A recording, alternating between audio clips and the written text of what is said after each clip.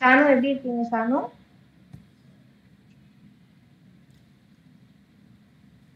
Okay. Good evening ma'am. Good evening Shanu. நல்லா இருக்கீங்களா ma'am? நல்லா இருக்கேன் ஷானு, நல்லா இருக்கேன். Good evening ma'am. Good evening Santhosh. Shanu நீங்க நல்லா படிச்சீங்கன்னா நாங்க நல்லா இருப்போம். அதான் கணக்கே அதான். Okay sir. எங்கள் ஆசையெல்லாம் என்ன அதுதானே, நாங்கள் நல்லா இருக்கோம்னா நீங்களாம் நல்லா பண்ணீங்கன்னா நாங்கள் நல்லா இருப்போம். ஓகே.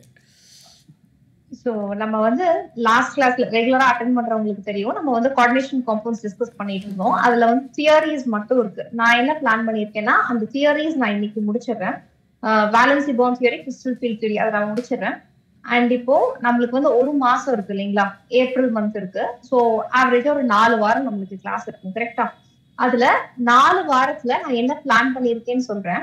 ஸோ நெக்ஸ்ட் கிளாஸ்ல நம்ம வந்து ஆர்கானிக், இன்ஆர்கானிக், பிசிக்கல்னு 3 கேட்டகரி இருக்கு இல்லைங்களா. ஸோ நெக்ஸ்ட் மந்த் வந்து நம்மளுக்கு 4 கிளாஸ் வரும். அதுல ஃபர்ஸ்ட் கிளாஸ்ல வந்து ஆர்கானிக் டிஸ்கஸ் பண்ணோம். டிஸ்கஷன் அப்படிங்கிறது கொஸ்டின்ஸ் மட்டும், எந்த கான்செப்ட்ஸும் பார்க்க போறது கிடையாது. ஆர்கானிக் கெமிஸ்ட்ரியில இருந்து மட்டுமே கொஸ்டின்ஸ் டிஸ்கஸ் பண்ண போறோம் 1.5 மணி நேரம். செகண்ட் வீக் வந்து பிசிக்கல் கெமிஸ்ட்ரி, தேர்ட் வீக் வந்து இன்ஆர்கானிக் கெமிஸ்ட்ரி, புரிஞ்சுக்குங்களா? அண்ட் ஃபோர்த் வீக் வந்து மொத்தமா எல்லாத்தையும் சேர்த்து ஒரு டிஸ்கஷன் மாதிரி வச்சுக்கலாம். ஓகேவா? ஸோ தட் நம்மளுக்கு வந்து 4 வாரமே கரெக்டா ஆக்குபைடா இருக்கும். கான்செப்ட்ஸ் நீங்க ஆல்ரெடி நீங்க போர்டுக்கும் படிச்சிருப்பீங்க, இதனால ரெகுலரா நம்ம கான்செப்ட்ஸ் எல்லாம் படிச்சதுனால திரும்ப அதுக்குள்ள போக வேண்டாம். கிறிஸ்டல் ஃபீல்ட் தியரியும் வேலன்சி பாண்ட் தியரியும் நம்ம ஆல்ரெடி பார்த்துட்டு இருந்து இது பாதியில நிக்கிறதுனால இன்னைக்கு அந்த தியரிஸ் முடிச்சுட்டு அதுக்கு ரிலேட்டடான கொஸ்டின்ஸ் நம்ம இன்னைக்கு டிஸ்கஸ் பண்ணிடலாம், சரிங்களா? ஸோ தட் நெக்ஸ்ட் மந்த் ஃபுல்லா இப்படிதான் பிளான் இருக்கும், ஓகேங்களா? இதுல யாருக்காவது ஏதாவது சஜஷன்ஸ் இருந்ததுன்னா ப்ளீஸ் சொல்லுங்க.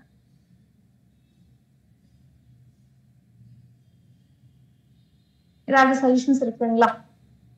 இந்த பிளான் ஓகேவா? ஓகே. ஸோ நெக்ஸ்ட் மந்த் எல்லாமே நான் சொன்ன மாதிரி கொஸ்டின்ஸ் மட்டும் தான் டிஸ்கஸ் பண்ண போறோம்.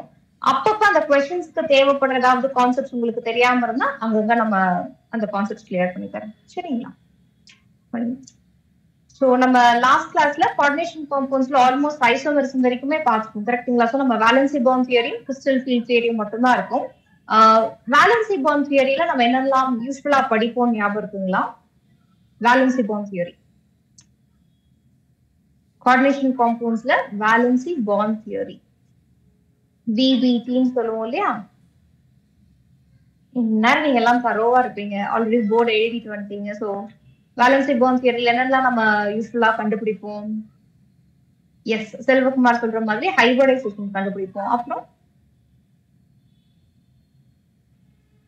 Geometry, correct, fine. ஸோ நம்ம ஒரு கோஆர்டினேஷன் காம்பவுண்ட் கொடுத்தாங்கன்னா அந்த கோஆர்டினேஷன் காம்பவுண்ட் இருக்கிற சென்ட்ரல் ஆட்டமோட ஹைபிரிடைசேஷன் சொல்லலாம். ஹைபிரிடைசேஷன்ங்கிறது அது sp3-ஆ, dsp2-ஆ, sp3d2-ஆன்னு சொல்றதுதான் ஹைபிரிடைசேஷன், கரெக்டுங்களா? ஸோ அந்த சென்ட்ரல் மெட்டல் ஆட்டமோட ஹைபிரிடைசேஷன் சொல்லலாம். அந்த ஹைபிரிடைசேஷனை வச்சு அந்த கோஆர்டினேஷன் காம்பவுண்டோட ஜியாமெட்ரி சொல்லலாம். அது எந்த ஷேப்ல இருக்கு, ஆக்டாஹெட்ரலா, டெட்ராஹெட்ரலா, ஸ்கொயர் பிளேனாரா, இதெல்லாம் சொல்ல முடியும். அண்ட் அதே மாதிரி அதோட மேக்னெட்டிக் பிஹேவியர் சொல்ல முடியும். அந்த காம்பவுண்ட் பாராமேக்னெட்டிக்கா, டயாமேக்னெட்டிக்கான்னு சொல்லலாம். எப்படி சொல்லுவோம்? யூஸ்வலா அன்பேர்ட் எலக்ட்ரான்ஸ் வச்சு சொல்லுவோம். அன்பேர்ட் எலக்ட்ரான்ஸ் இருந்ததுன்னா பாராமேக்னெட்டிக், அன்பேர்ட் எலக்ட்ரான்ஸே இல்லைன்னா டயாமேக்னெட்டிக். ஒருவேளை அது பாராமேக்னெட்டிக்கா இருந்ததுன்னா அதுக்கு மேக்னெட்டிக் மொமெண்ட் நம்மளுக்கு கால்குலேட் பண்ண தெரியணும். ஸோ அந்த மாதிரியும் கொஸ்டின்ஸ் கேட்பாங்க. So valency bond theory use பண்ணி ஹைபிரிடைசேஷன், ஜியாமெட்ரி, மேக்னெட்டிக் பிஹேவியர், ஒரு சில டைம் அந்த காம்பவுண்ட் கலர்டு காம்பவுண்டா இல்லையான்னு கூட சொல்ல முடியும், கரெக்டுங்களா?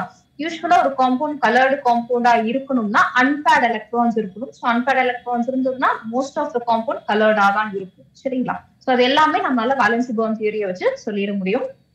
நான் தியரிக்குள்ள எல்லாம் டெப்தா போல, நம்ம டைரக்டா ஒரு காம்பவுண்ட் கொடுத்தாங்கன்னா அதுக்கு எப்படி நம்ம ஜியாமெட்ரி ஆர் ஹைபிரிடைசேஷன் சொல்றது அப்படிங்கறத நம்ம பார்க்கலாம்.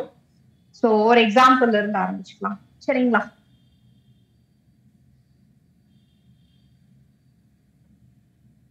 K4Fp-CN6. சரி, இப்படி ஒரு கோஆர்டினேஷன் காம்பவுண்ட் கொடுத்து இந்த கோஆர்டினேஷன் காம்பவுண்ட்ல சென்ட்ரல் ஆட்டமோட ஹைபிரிடைசேஷன் என்னன்னு கொஸ்டின் கேட்கறாங்கன்னு வச்சுக்கோங்க. ஃபர்ஸ்ட் இதுல ஏதோ central atom central metal atom எது? Central metal atom or central metal ion எது இந்த காம்பவுண்ட்ல?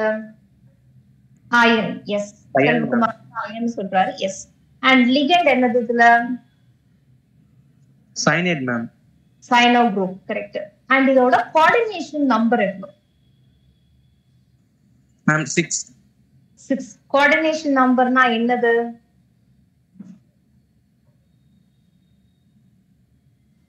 Number of ligand donor atoms attached to the central metal atom. சரி, அப்படின்னா இந்த காம்ப்ளெக்ஸ்க்கு கோஆர்டினேஷன் நம்பர் சொல்லுங்க.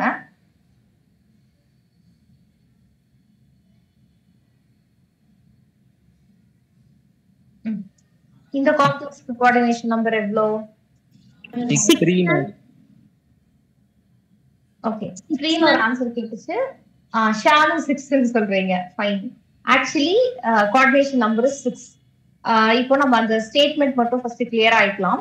கோஆர்டினேஷன் நம்பர் அப்படிங்கிறது நம்பர் ஆஃப் லிகெண்ட்ஸ் கிடையாது. கோஆர்டினேஷன் நம்பர்ங்கிறது நம்மளோட சென்ட்ரல் ஆட்டமுக்கும் லிகெண்ட்ஸுக்கும் நடுவுல ஃபார்ம் ஆகுற நம்பர் ஆஃப் கோஆர்டினேட் கோவேலன்ட் பாண்ட். புரிஞ்சுதுங்களா? இப்போ இந்த கேஸ பொறுத்த வரைக்கும் சயனோ குரூப் 6 சயனோ குரூப் இருக்கு. ஒரு சயனோ குரூப்பும் சென்ட்ரல் மெட்டல் ஆட்டம் கூட ஒரு கெமிக்கல் பாண்ட ஃபார்ம் பண்ணும். சோ இந்த கோஆர்டினேஷன் நம்பர் 6. ஆனா இங்க ENங்கிறது ligand which is ethylene diamine. ethylene diamine வந்து ஒரு பைடென்டேட் லிகெண்ட். பைடென்டேட் லிகெண்ட்னா என்னது? ஒரு லிகெண்ட்ல 2 டோனார் ஆட்டம் இருக்கும். கரெக்ட்டுங்களா? அண்ட் ethylene diamine பொறுத்த வரைக்கும் அந்த 2 டோனார் ஆட்டமே சைமல்டேனியஸா என்னோட சென்ட்ரல் ஆட்டம் கூட கம்பைன் ஆகும்.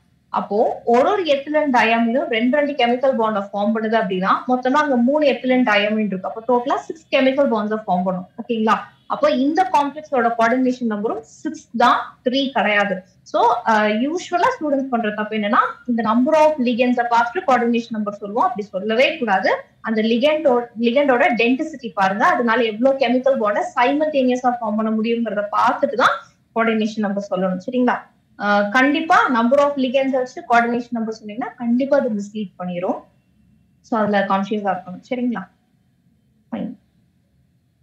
இப்போ இங்க வந்து coordination number 6 central metal atoms ion and ionise this பேர்ல அங்க வந்து பொட்டாசியம் இருக்கு. இப்போ இந்த அயனோட ஹைபிரிடைசேஷன் கண்டுபிடிக்கலாம். சோ ஹைபிரிடைசேஷன் யூஸ்வலா உங்க எல்லாத்துக்குமே தெரிஞ்சிருக்கும். யாருக்காவது தெரியலன்னா உங்களுக்கு நான் எக்ஸ்பிளைன் பண்றேன். சோ ஒரு சில ஸ்டெப்ஸ் அப்படியே ஃபாலோ பண்ணிட்டு வரணும். ஃபர்ஸ்ட் என்னன்னா இந்த சென்ட்ரல் ஆட்டமோட ஆக்சிடேஷன் ஸ்டேட் கால்குலேட் பண்ணணும். சரிங்களா?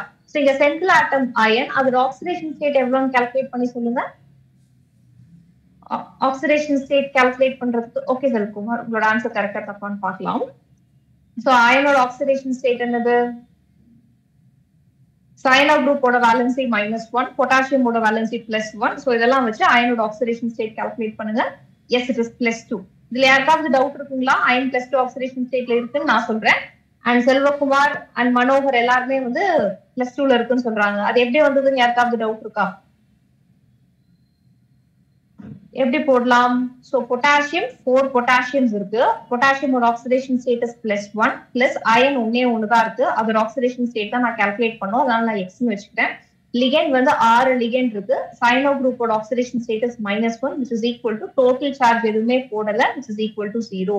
சோ அப்ப x is equal to +4 -6. So left சைடுல -2 வரும். அது ரைட் சைடுக்கு போயிடுச்சுன்னா +2. அப்ப இங்க அயன் வந்து +2 ஆக்சிடேஷன் ஸ்டேட்ல இருக்கு. கரெக்ட்டுங்களா? So generally iron atomic number 26 and its electronic configuration is argon 4s2 3d6. கரெக்ட்டுங்களா? அயன் இப்போ +2 ஆக்சிடேஷன் ஸ்டேட்ல இருக்குன்னா என்ன அர்த்தம்? which means நம்ம 2 எலக்ட்ரானை ரிமூவ் பண்ணணும். எங்க இருந்து ரிமூவ் பண்ணணும்? 4s ல இருந்து ரிமூவ் பண்ணணும். தயவு செஞ்சு 3d ல இருந்து ரிமூவ் பண்ணிடாதீங்க. யூஸ்வலா இதுவும் ஸ்டூடெண்ட்ஸ் பண்ற தப்பு. நம்ம உடனே என்ன பண்ணுவோம்? 3d ல இருந்து எலக்ட்ரானை ரிமூவ் பண்ணிடுவோம். பட் 4s ல இருந்து தான் எலக்ட்ரானை ரிமூவ் பண்ணும். So 4s0 3d6. So Fe 2+ oxidation state ல இருக்கும்போது electronic configuration is argon 4s0 3d6. So நம்ம என்ன பண்ணிருக்கோம்? Oxidation state of central metal atom calculate பண்ணியாச்சு. and அத வச்சு electronic configuration மாத்தியாச்சு. இப்போ இந்த electronic configuration வச்சு நான் orbital diagram வரையறேன். எப்படி வரையறேன்னு பாருங்க. ஃபர்ஸ்ட் வந்து 3d போடணும். 3d. So d subshell எவ்வளவு orbitals இருக்கும்? 5 orbitals இருக்கும். கரெக்ட்டுங்களா? 1 2 3 4. So this is 3d. அதுக்கப்புறம் 4s. Fourth shell எவ்வளவு ஆர்பிட்டால், ஐ மீன் fourth shellல எவ்வளவு சப்ஷெல்ஸ் இருக்கும்னு தெரியுங்களா? fourth shellல எவ்வளவு சப்ஷெல்ஸ் இருக்கு? ஆஹா இல்லைங்களே. fourth shellல எவ்வளவு சப்ஷெல்ஸ்? மனோகர் 2 சொல்றீங்க. நோ இல்லையே செல்வகுமார். fourth shellல எவ்வளவு சப்ஷெல்ஸ் இருக்கும்னு கேக்குறேன். ரொம்ப easy. 4 ma'am. Very good, it is 4. ஏன்னா ஃபர்ஸ்ட் ஷெல்ல ஒரே ஒரு சப்ஷெல் தான் இருக்கும், which is S. செகண்ட் ஷெல்ல ரெண்டு சப்ஷெல் இருக்கும், S and P. Third subshell வந்து SPG. ஃபோர்த்ல SPDF. சோ இங்க நான் வந்து ஃபோர்த் ஷெல்லுக்கு சப்ஷெல்ஸ் போட போறேன். சோ 4S 4P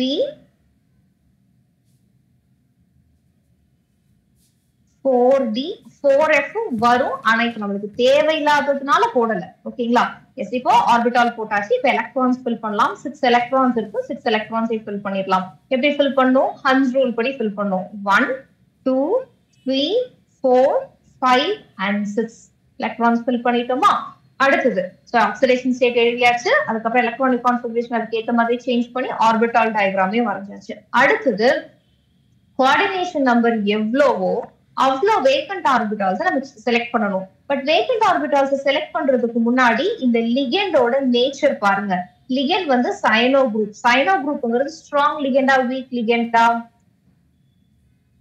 சைனோ குரூப்ங்கிறது ஸ்ட்ராங் லிகெண்ட். சோ ஸ்ட்ராங் லிகெண்டோட நேச்சர் என்னன்னா, சென்ட்ரல் ஆட்டம்ல எங்கேயாவது அன்பேர்ட் எலக்ட்ரான்ஸ் இருந்தால் பேர் அப் பண்ணி விட்டுரும். ஓகேங்களா? இங்க வந்து cyano group is strong ligand. So electrons எல்லாம் கண்டிப்பா பேர் அப் ஆயிரும். எப்படி? இங்க 4 அன்பேர்ட் எலக்ட்ரான் இருக்கு. சோ இந்த 2 எலக்ட்ரானும் பேர் அப் ஆயிரும், இந்த 2 எலக்ட்ரானும் பேர் அப் ஆயிரும். சோ எலக்ட்ரானிக் கான்ஃபிகரேஷன்ல எலக்ட்ரான்ஸ் எல்லாம் இப்படி பேர் அப் ஆயிருமா? அவ்வளவுதான். சோ லிகெண்ட் வந்து ஸ்ட்ராங் லிகெண்ட்ங்கிற காரணத்தினாலதான் பேர் அப் ஆச்சு. அடுத்தது வேக்கண்ட் ஆர்பிட்டால் செலக்ட் பண்ணணும். எவ்வளவு வேக்கண்ட் ஆர்பிட்டால் செலக்ட் பண்ணணும்? கோஆர்டினேஷன் நம்பர் எவ்வளவோ அவ்வளவு வேக்கண்ட் ஆர்பிட்டால்ஸ் நான் செலக்ட் பண்ணணும். கரெக்ட்டுங்களா? So according to this complex coordination number 6. அப்ப 6 வேக்கண்ட் ஆர்பிட்டால் செலக்ட் பண்ணணும். எங்க இருந்து செலக்ட் பண்ணுவீங்க? இங்க இருந்து 1 2 3 4 5 and 6. அவ்வளவுதான். சோ இந்த வேக்கண்ட் ஆர்பிட்டால்ஸ் எல்லாம் ஒன்னோட ஒன்னு மிக்ஸ் ஆகி எனக்கு ஹைபிரிடைஸ்ட் ஆர்பிட்டால்ஸ் ஃபார்ம் ஆகும். என்ன ஹைபிரிடைசேஷன்ல ஃபார்ம் ஆகும்? இந்த டி சப்ஷன்ல இருந்து 2 ஆர்பிட்டால் D2, S ல இருந்து 1, T ல இருந்து 3. சோ D2 sp3ங்கிறது தான் ஹைபிரிடைசேஷன். சோ இந்த ஹைபிரிடைஸ்ட் ஆர்பிட்டால்ஸ்ல தான் சைனோ குரூப் கொடுக்கிற எலக்ட்ரான்ஸ் வந்து ஃபில் ஆகும். புரிஞ்சுதுங்களா? அவ்வளவுதான். சோ D2 sp3ங்கிறது தான் ஹைபிரிடைசேஷன். சோ sp3 D2 இருந்தாலும் சரி, D2 sp3 இருந்தாலும் சரி, நம்மளோட ஜியோமெட்ரி இஸ் ஆக்டாஹெட்ரல். அவ்வளவுதான். புரிஞ்சுதுங்களா? சோ ஹைபிரிடைசேஷன் சொல்லியாச்சு, ஜியோமெட்ரியும் சொல்லியாச்சு. இதுல யாருக்காவது டவுட் இருக்கா? ஓகே. இப்போ இன்னொரு காம்ப்ளெக்ஸ், அதுக்கு நீங்க சொல்லுங்க. K4FeCl6. So chlorine is a weak ligand. ஓகேங்களா? இந்நேரத்துக்கு இதெல்லாம் தெரிஞ்சிருக்கும் உங்களுக்கு. So chlorine is a weak ligand. எனக்கு இந்த காம்ப்ளெக்ஸ்ல central metal atoms ion and அதோட ஹைபிரிடைசேஷன் சொல்லணும். செல்வகுமார் ஒரு ஆன்சர் சொல்றாரு.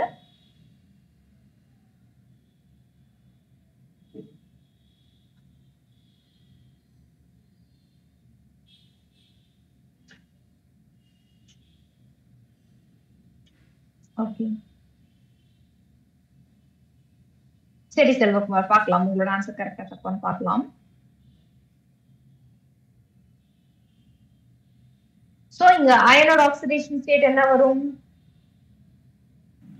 +2 மேம். +2. அதேதான். ஏன்னா இங்க குளோரினோடது வந்து -1. சோ நீங்க ஆஸ் யூசுவல் நார்மல் கால்குலேஷன் போட்டீங்கனாலே நம்மளோட சென்ட்ரல் ஆட்டம் அயனோட ஆக்சிடேஷன் ஸ்டேட் +2 தான் வரும். சோ எலக்ட்ரானிக் கான்ஃபிகரேஷன் எப்படி இருக்கும்? ஆர்கான் 4s0 3d6 வரும். கரெக்ட்டுங்களா? So as usual orbital diagram போடலாம். 1 2 3 4 5 ஆர்பிட்டால்ஸ் இருக்கு. So this is 3d. அப்புறம் நான் வரைய போறது வந்து 4s. அதுக்கப்புறம் நான் வரைய போறது வந்து 4p. அதுக்கப்புறம் நான் வரைய போறது வந்து 3d,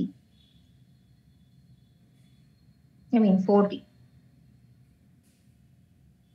S. So 6 electrons fill பண்ணிடலாம். 1 2 3 4 5 and 6 அவ்வளவுதான் ஃபில் பண்ணியாச்சு. இப்போ நம்ம என்ன பண்ணணும், வேக்கண்ட் ஆர்பிட்டால் செலக்ட் பண்ணணும். பட் அது பாக்குறதுக்கு முன்னாடி என்னோட லிகண்டோட நேச்சர் பார்க்கணும். இது chlorine which is a weak ligand. Weak ligand எலக்ட்ரான்ஸை பேர் அப் பண்ணாது. ஓகேங்களா? எஸ். இப்போ பேர் அப் பண்ணாதுங்கும் போது எலக்ட்ரான்ஸ் எல்லாம் அப்படியே தான் இருக்க போகுது. அப்ப வேக்கண்ட் ஆர்பிட்டால்ஸ் எங்க இருந்து செலக்ட் பண்ணி தான் ஆகணும், எஸ்ல இருந்து தான் செலக்ட் பண்ணணும். கரெக்ட்டுங்களா? எவ்வளவு வேக்கண்ட் ஆர்பிட்டால்ஸ் நான் சூஸ் பண்ணணும்?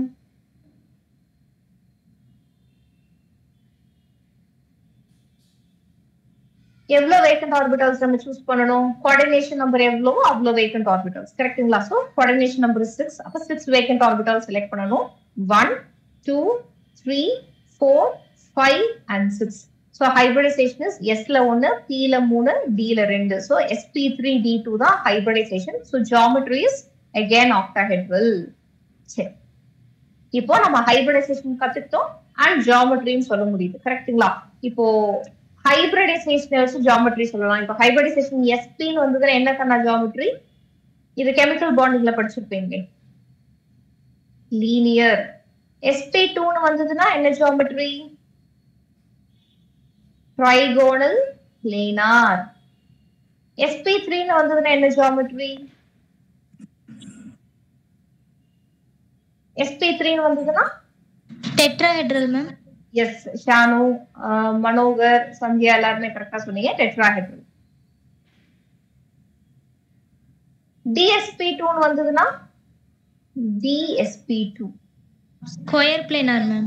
Very good. It is square planar. Oh Shanu பயங்கரமா படிச்சிருக்கீங்க போல இருக்கே. அடுத்தது sp3d2 ஆர் d2sp3 ரெண்டுக்குமே வந்து it is octahedral. Super, fine. இப்போ நம்மளுக்கு வந்து இந்த ஹைபிரிடைசேஷனுக்கு இதுதான் ஷேப் அப்படிங்கிற அளவுக்கு நம்மளுக்கு தெரிஞ்சிருச்சு இல்லையா? அடுத்தது வந்து மேக்னெட்டிக் பிஹேவியர் பார்க்கலாம், ஒரு மேக்னெட்டிக் ப்ராப்பர்ட்டி பார்க்கலாம். இப்போ இந்த காம்ப்ளெக்ஸ் வந்து பாராமேக்னெட்டிக்கா டயாமேக்னெட்டிக்கான்னு சொல்லணும். எப்படி சொல்லலாம்? இந்த காம்ப்ளெக்ஸ்ல இப்படி பாருங்க, எலக்ட்ரான்ஸ் எல்லாம் ஃபில் பண்ணதுக்கு அப்புறம் பாருங்க, அன்பேர்ட் எலக்ட்ரான் ஒன்னாவது இருந்ததுன்னா தட் இஸ் பாராமேக்னெட்டிக். அன்பேர்ட் எலக்ட்ரானே இல்ல, ஒண்ணு கூட இல்லைன்னா தட் இஸ் டயாமேக்னெட்டிக். இப்போ இந்த ஃபர்ஸ்ட் எக்ஸாம்பிள்ல பாத்தீங்கன்னா ஏதாவது அன்பேர்ட் எலக்ட்ரான் உங்களுக்கு தெரியுதுங்களா? ஒரு அன்பேர்ட் எலக்ட்ரானுமே இல்ல. கரெக்ட்டுங்களா? So it is diamagnetic.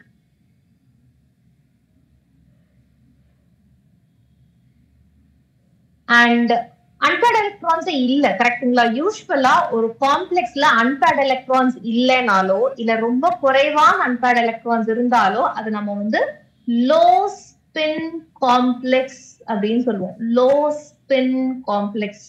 புரிஞ்சுதுங்களா? அதே மாதிரி இங்க இந்த சிஸ்டம்ல பாருங்க, அன்பேர்ட் எலக்ட்ரான்ஸ் தெரியுதா உங்களுக்கு? நம்ம எலக்ட்ரான்ஸ் எப்படி இங்கதான் போட்டிருந்திருக்கோம், குளோரின் கொடுக்குற எலக்ட்ரான்ஸ். அன்பேர்ட் எலக்ட்ரான்ஸ் இருக்கா இல்லையா இந்த சிஸ்டம்ல?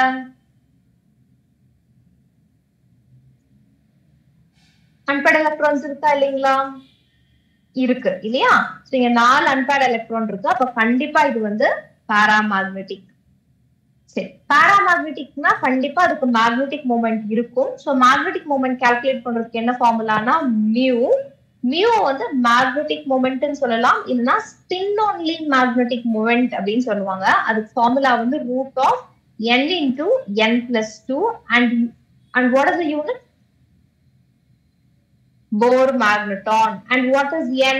n ங்கிறது number of unpaired electrons. அப்போ mu is equal to √4 into 4 plus 2 is 6. So √24 Bohr magneton. ஓகேங்களா? சோ அப்போ √24 எவ்வளவு கண்ணா வரும்? √24 ஓட வேல்யூ எவ்வளவு வரலாம்?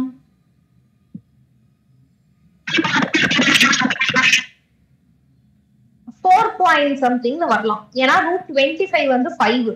அப்ப √24 வந்து 4 point something. கரெக்ட்டுங்களா? சரி, 4 point something. அது எவ்வளவு வேணாலும் இருக்கலாம். உங்களுக்கு ஆப்ஷன்ஸ் இருந்ததுன்னா நீங்க ரொம்ப ஈஸியா சொல்லிடுவீங்க. சோ அன்பேர்ட் எலக்ட்ரான்ஸ் இருந்தால் ரொம்ப ஈஸியா மேக்னெட்டிக் மொமெண்ட் கால்குலேட் பண்ணிட முடியும் by using this formula. இதுவே உங்களுக்கு மேக்னெட்டிக் மொமெண்ட் கொடுத்து நம்பர் ஆஃப் அன்பேர்ட் எலக்ட்ரான்ஸ் கேட்டாங்கன்னா எப்படி போடுவீங்க? மியூ கொடுத்துட்டு நம்பர் ஆஃப் அன்பேர்ட் எலக்ட்ரான்ஸ் கேக்குறாங்கன்னு வச்சுக்கோங்க. அப்ப எப்படி போடலாம்? அதுக்கு ஒரு வழி இருக்கு. ஒன்னா டைரக்டா அந்த ஃபார்முலால யூஸ் பண்ணி நம்ம வந்து ரெண்டு பக்கமும் ஸ்கொயர் எடுத்து என்னோட வேல்யூ கண்டுபிடிக்கலாம். கரெக்டுங்களா? பட் அது போடுறதுக்கு ரொம்ப டைம் ஆகும். ஆனா பார்த்துட்டு எப்படி சொல்லலாம்னா, இப்போ 4.32 வச்சுக்கோங்க magnetic moment. Number of unpaired electrons எப்படி சொல்லணும்னா, இந்த டெசிமல் நம்பருக்கு டெசிமல் பாயிண்ட்டுக்கு முன்னாடி இருக்கிற நம்பர் தான் நம்பர் ஆஃப் அன்பேர்ட் எலக்ட்ரான்ஸ். புரிஞ்சுதுங்களா? ஃபார் எக்ஸாம்பிள் 2.45 போர் மேக்னெட்டான் அப்படின்னா number of unpaired electrons just 2, அவ்வளவுதான். ஸோ டெசிமல் பாயிண்ட்டுக்கு முன்னாடி இருக்கிற நம்பர் தான் வந்து number of unpaired electrons. But ஒருவேளை ஏதாவது ஹோல் நம்பரா கொடுத்துருக்காங்கன்னு வச்சுக்கோங்க. இப்போ ஃபார் எக்ஸாம்பிள் 6 போர் மேக்னெட்டான் அப்படின்னு கொடுத்துருந்தா, ஹோல் நம்பரா கொடுத்திருக்கும் போது அந்த ஹோல் நம்பர்ல இருந்து 1 சப்ட்ராக்ட் பண்ணுங்க. So 6 minus 1 is 5. So 5 அன்பேர்ட் electrons. புரிஞ்சுதுங்களா? ஸோ நீங்க வந்து மறுபடியும் அந்த ஃபார்முலால போட்டு சப்ஸ்டிடியூட் பண்ணி சிம்பிளிஃபை பண்ணணும்னு அவசியமே கிடையாது. மேக்னெட்டிக் மூமெண்ட் பார்த்து அந்த டெசிமல் பாயிண்ட்டுக்கு முன்னாடி இருக்கிற நம்பர் தான் number of unpaired electrons. as simple as that. இதுல யாருக்காவது டவுட் இருக்குங்களா?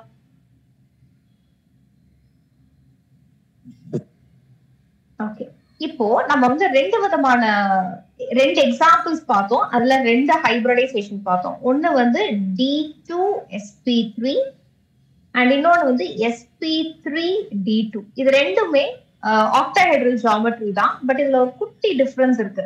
என்ன டிஃபரன்ஸ்னா, இந்த ஹைபிரிடைசேஷனை பொறுத்த வரைக்கும் இங்க இன்வால்வ் ஆயிருக்கிற டி ஆர்பிட்டால் வேற, இந்த ஹைபிரிடைசேஷன்ல இன்வால்வ் ஆயிருக்கிற டி ஆர்பிட்டால் வேற. கரெக்டுங்களா? இப்ப D2sp3 எக்ஸாம்பிளை பொறுத்த வரைக்கும் இங்க இன்வால்வ் ஆயிருக்கிற டி ஆர்பிட்டால் வந்து 3rd ஷெல்லோடது, which means இந்த காம்ப்ளெக்ஸ்ல அயன் தான் சென்ட்ரல் ஆட்டம். அயனுங்கிற இந்த சென்ட்ரல் ஆட்டமோட outermost shell or valency shell is 4th shell. ஆனா இங்க இன்வால்வ் ஆயிருக்கிற டி ஆர்பிட்டால் எந்த ஷெல்லோடது? இன்னர் ஷெல்லோடது. கரெக்டுங்களா? 4th ஷெல் தான் valency shell. But D orbital வந்து 3rd ஷெல்ல இருந்து வந்திருக்கு. அப்போ இங்க ஹைபிரிடைசேஷன்ல இன்வால்வ் ஆயிருக்கிற டி ஆர்பிட்டால் இன்னர் ஷெல்ல இருந்து வந்ததுனால இந்த காம்ப்ளெக்ஸ் இன்னர் ஆர்பிட்டால் காம்ப்ளெக்ஸ் அப்படின்னு சொல்லுவோம். இதுவே டி ஆர்பிட்டால் வந்து வேலன்சி ஷெல்ல இருந்தே வந்திருந்ததுன்னா that is outer orbital complex. இப்போ இந்த கேஸ்ல அப்படிதானே வந்தது. இப்ப பாருங்க, 4th ஷெல் தான் வேலன்சி ஷெல், 4th ஷெல்ல இருந்து தான் டி ஆர்பிட்டால் இன்வால்வ் ஆயிருக்கு. So this is outer orbital complex. அடுத்தது வேற என்னெல்லாம் சொல்லலாம்னா, இன்னர் ஆர்பிட்டால் காம்ப்ளெக்ஸ் எப்ப வரலாம்னா, மோஸ்ட் ஆஃப் த டைம் என்னோட லிகெண்ட் வந்து ஸ்ட்ராங் லிகெண்டா இருந்தால் வரும். ஏன்னா ஸ்ட்ராங் லிகெண்டோட கேஸ்ல தான் எலக்ட்ரான்ஸ் எல்லாம் பேர் அப் ஆயிடுது. அதனால வந்து ஸ்ட்ராங் லிகெண்டோட கேஸ்ல most of the time inner orbital complex வரதுக்கு சான்ஸ் இருக்கு. இதுவே வீக் லிகெண்டா இருந்தா எலக்ட்ரான்ஸ் எல்லாம் பேர் அப் ஆகாது. அப்ப நம்மளுக்கு வந்து அவுட்டர் ஆர்பிட்டால் காம்ப்ளெக்ஸ் வரதுக்கு சான்ஸ் இருக்கு. அடுத்தது ஸ்ட்ராங் லிகெண்டா இருந்ததுன்னா எலக்ட்ரான்ஸ் எல்லாம் என்ன ஆகும்? பேர் அப் ஆயிடும். கரெக்டுங்களா? அப்படி பேர் அப் ஆயிடுச்சு அப்படின்னா அன்பேர்ட் எலக்ட்ரான்ஸ் எப்படி இருக்கும் கண்ணா? அதிகமா இருக்குமா இல்ல கம்மியா இருக்குமா? எலக்ட்ரான்ஸ் எல்லாம் பேர் அப் ஆயிடுச்சுன்னா அன்பேர்ட் எலக்ட்ரான்ஸ் என்ன ஆயிடும்? குறைஞ்சு போயிடும். கரெக்டுங்களா? எஸ். அப்போ யூஸ்வலா ஸ்ட்ராங் லிகெண்ட் இருக்கிற கேஸ்ல எலக்ட்ரான்ஸ் எல்லாம் பேர் அப் ஆகுறதுனால அன்பேர்ட் எலக்ட்ரான்ஸ் ஒரு சில கேசஸ்ல இருக்கவே இருக்காது. ஒரு சில கேசஸ்ல அன்பேர்ட் எலக்ட்ரான்ஸ் குறைவா இருக்கும். இது ஏன் நான் இப்படி சொல்றேன்னா, இப்போ ஃபார் எக்ஸாம்பிள் டி சப் ஷெல்ல 6 எலக்ட்ரான் இருந்ததுன்னு வச்சுக்கோங்க. 6 எலக்ட்ரான் இருந்து என்னோட லிகெண்ட் வந்து ஸ்ட்ராங் லிகெண்டா இருந்ததுன்னா எலக்ட்ரான்ஸ் இப்படி பேர் அப் ஆயிருந்திருக்கும். கரெக்டா? சோ இங்க நான் வந்து அன்பேர்ட் எலக்ட்ரானே இல்லைன்னு தைரியமா சொல்லலாம். ஆனா ஒருவேளை என்னோட கான்ஃபிகரேஷன் D5 கான்ஃபிகரேஷனா இருந்ததுன்னா அப்ப என்னதான் ஸ்ட்ராங் லிகெண்டா இருந்தாலும் 1 2 3 4 5 சோ கண்டிப்பா ஒரு அன்பேர்ட் எலக்ட்ரான் இருந்தே தீரும். கரெக்டுங்களா? அப்போ ஸ்ட்ராங் எலக்ட்ரான் இருக்கும் போதெல்லாம் அன்பேர்ட் எலக்ட்ரான் 0 எல்லாம் சொல்லிட முடியாது. அன்பேர்ட் எலக்ட்ரான்ஸ் குறைவா இருக்கும்னு வேணா சொல்லிடலாம். ஏன்னா கான்ஃபிகரேஷனை பொறுத்து அன்பேர்ட் எலக்ட்ரான்ஸோட கவுண்ட் மாறலாம். இப்போ D6 கான்ஃபிகரேஷன் அப்போ அன்பேர்ட் எலக்ட்ரான் will be 0. ஆனா ஆட் நம்பர்ஸா இருந்ததுன்னா கண்டிப்பா அன்பேர்ட் எலக்ட்ரான் இருந்தே தீரும். அப்போ ஸ்ட்ராங் லிகெண்டோட கேஸ்ல மோஸ்ட்லி அது வந்து லோ ஸ்பின் காம்ப்ளெக்ஸா இருக்கிறதுக்கு சான்ஸ் இருக்கு. இங்க மோஸ்ட்லி ஹை ஸ்பின் காம்ப்ளெக்ஸா இருக்கிறதுக்கு சான்ஸ் இருக்கு. High spin complex, low spin complex என்னது? அன்பேர்ட் எலக்ட்ரான் அதிகமா இருந்ததுன்னா ஹை ஸ்பின் காம்ப்ளெக்ஸ், அன்பேர்ட் எலக்ட்ரான்ஸ் குறைவா இருந்ததுன்னா low spin complex. as simple as that. And இப்போ வந்து லோ ஸ்பின் காம்ப்ளெக்ஸா இருந்ததுன்னா நம்பர் ஆஃப் அன்பேர்ட் எலக்ட்ரான்ஸ் கம்மி. அப்போ அது என்னன்னு சொல்லிடலாம்? டயாமேக்னெட்டிக்கா இருக்கிறதுக்கு சான்ஸ் இருக்குன்னு சொல்லலாம். So mostly it will be diamagnetic. கரெக்டா? ஆனா இதுவே வந்து ஹை ஸ்பின் காம்ப்ளெக்ஸ் தான் மோஸ்ட்லி இட் வில் பி பாராமேக்னெட்டிக். கரெக்ட்டுங்களா? இதுல யாருக்காவது டவுட் இருக்கா? சோ நான் மோஸ்ட்லி பாராமேக்னெட்டிக் மோஸ்ட்லி டயாமேக்னெட்டிக் தான் சொல்றேன். எப்பவுமே பாரா எப்பவுமே டயா நான் சொல்லவே இல்லக்கண்ணா. ஏன்னா நம்மளோட கான்ஃபிகரேஷனை பொறுத்து அது மாறிடும். ஓகேங்களா? அதே மாதிரி கொஸ்டின் இப்படி கேட்கலாம். 2 காம்ப்ளெக்ஸ் கொடுத்துட்டு 2 காம்ப்ளெக்ஸ்ல எதுக்கு வந்து பாராமேக்னெட்டிக் பிஹேவியர் அதிகமா இருக்குன்னு கொஸ்டின் கேட்கறாங்கன்னு வச்சுக்கோங்க. எந்த காம்ப்ளெக்ஸ்க்கு நம்பர் ஆஃப் அன்பேர்ட் எலக்ட்ரான்ஸ் அதிகமோ அதுக்கு பாராமேக்னெட்டிக் பிஹேவியர் அதிகம். புரிஞ்சுதுங்களா?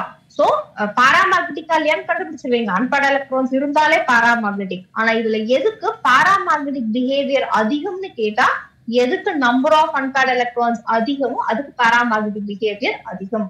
புரிஞ்சுதுங்களா? இதுல யாருக்காவது டவுட் இருக்கா? ஃபைன். இப்ப நம்ம ஒரு சில கொஸ்டின்ஸ் போலாங்களா? ஃபைன். ஒரு சில கொஸ்டின்ஸ் இப்ப நம்ம பார்க்கலாம்.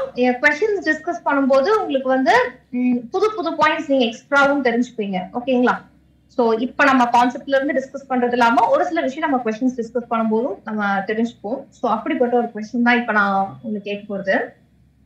ஏன்னா நம்ம வந்து சில டைம் எல்லாம் நம்ம காம்ப்ளெக்ஸ பார்த்தோம்னா நம்ம மனசுக்குள்ள ஒன்று ஃபிக்ஸ் பண்ணிருப்போம். அதை பிளைண்டா அப்ளை பண்ணி ஆன்சர் சொல்லிடுவோம். ஆனா எல்லா டைமும் அதை பிளைண்டா அப்ளை பண்றது ஒர்க் அவுட் ஆகாது. கொஞ்சம் நிதானமா ஒர்க் அவுட் பண்ணணும். அதுக்கான ஒரு எக்ஸாம்பிள் தான் இப்ப நான் கொடுக்க போறது.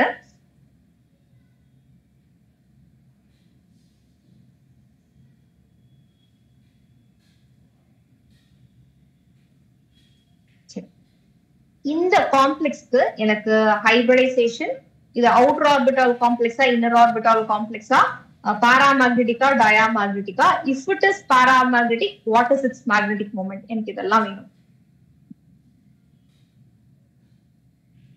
இந்த காம்ப்ளெக்ஸோட hybridisation, geometry, paramagnetic behavior. If it is paramagnetic, then what would be its magnetic moment? பொறுமை கண்ணா.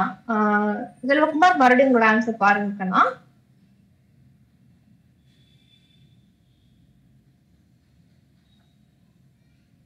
ஆன்சர் தப்பா கரெக்டான்னு பாத்துடலாம் செல்வகுமார். ஓகே ஓகே பாத்துடலாம். இருங்க மத்தவங்களும் ஏதாவது ஆன்சர் சொல்றாங்களான்னு பாக்கலாம்.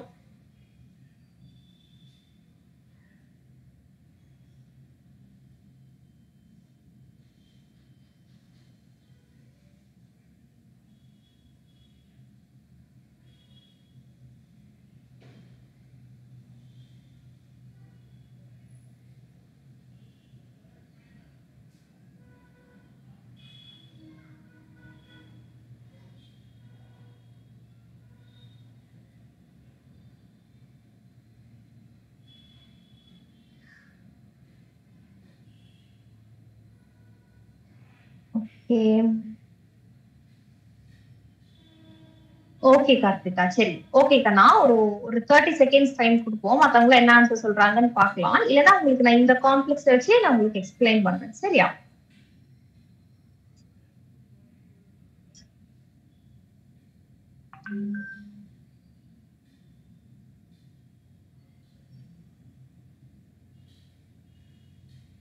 சரி சுந்தரேசன், உங்களுக்கு என்ன ஆன்சர் வருது Sundaresan? Ma'am working ma'am. Okay Shanu ma'am போட்டுட்டு இருக்கேன் மேம்.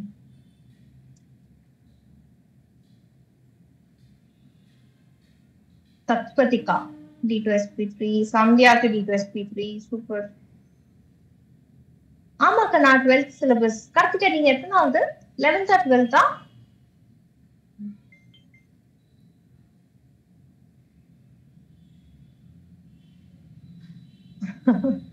இப்பதான் 11th முடிச்சிருக்கீங்களா? அப்போ இது கத்துக்கிறதுக்கு it's two early.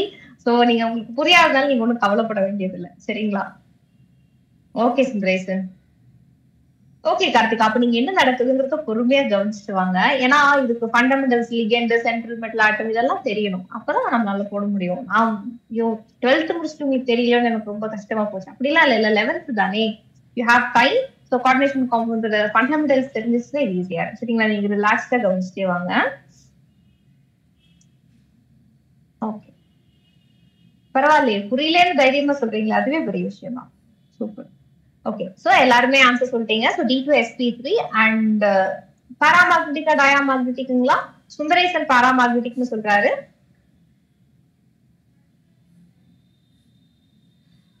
செல்வகுமாரும் okay fine, அவர் வந்து மேக்னெட்டிக் மூமெண்டே சொன்னாரு. ஆஷிஃபாவும் கரெக்டா சொல்லியிருக்கீங்க. Fine, super.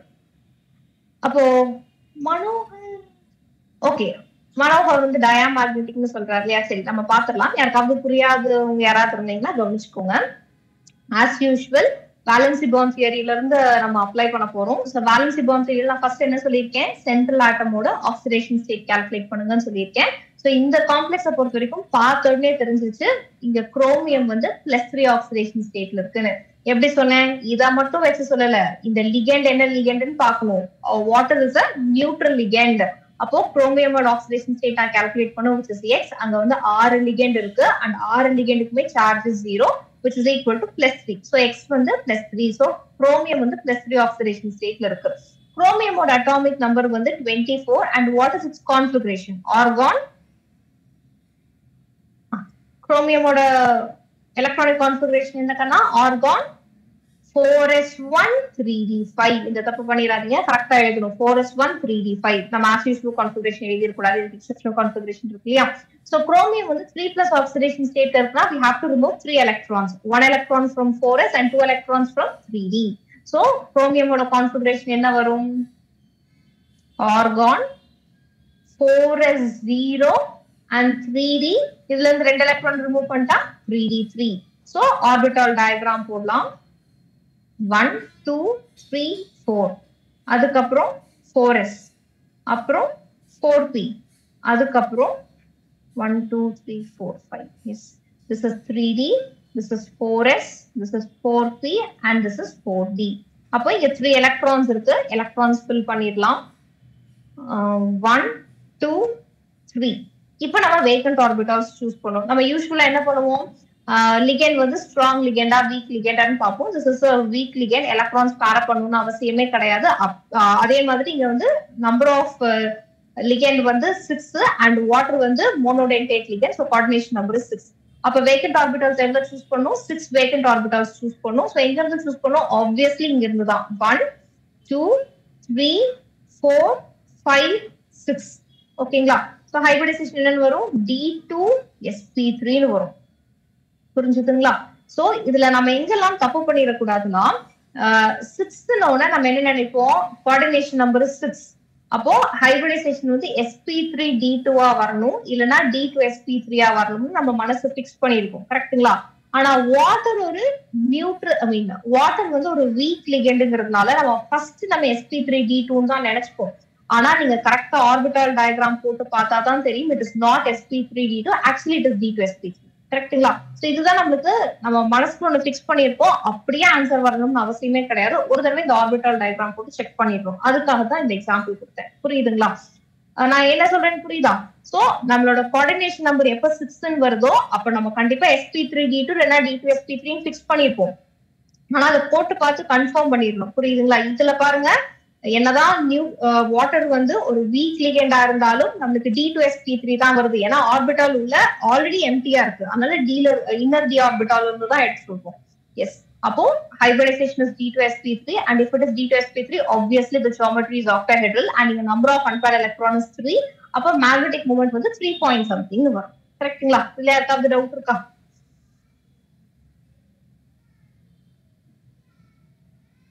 எஸ். சரி, இப்போ நம்ம வேற ஒரு क्वेश्चन நான் உங்களுக்கு ஷேர் பண்றேன். அந்த क्वेश्चन சொல்ல முடியுதான்னு பாருங்க.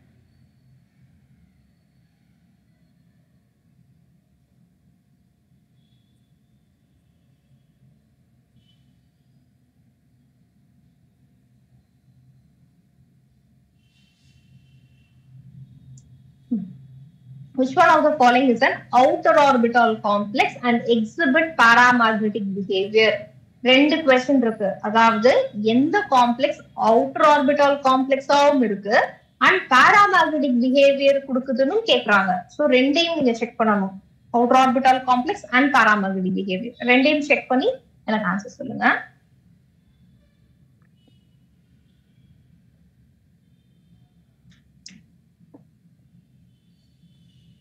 கார்த்திகா, நீங்க எதுவும் வரி பண்ணாம கவனிச்சுட்டே வாங்கிக்கனா.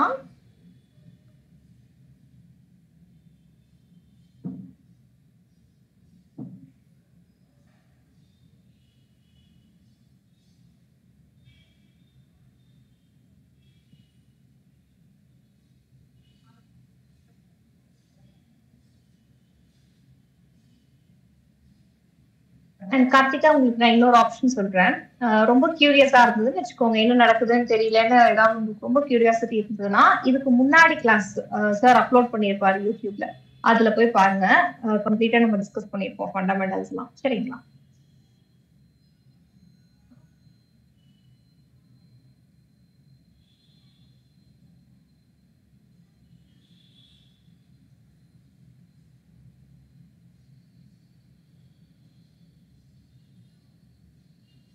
போட்டுட்டு இருக்கீங்களா? பரவாயில்ல. யாராவது கம்ப்ளீட்டா க்ளூவே இல்லாம இருக்கீங்களா?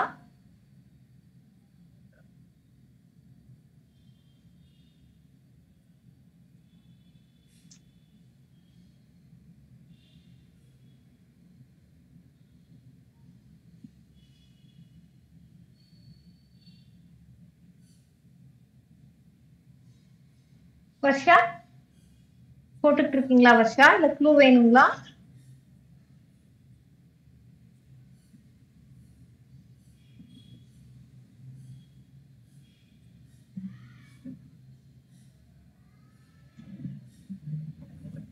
Option D ma'am. Option D சொல்றீங்களா? 2 ஆ 4 ஆ? 4 மேம். 4. அதுல இருந்து என்ன சொல்ல வரீங்க? Ma'am paramagnetic behavior ma'am. Okay. Is that outer orbital complex?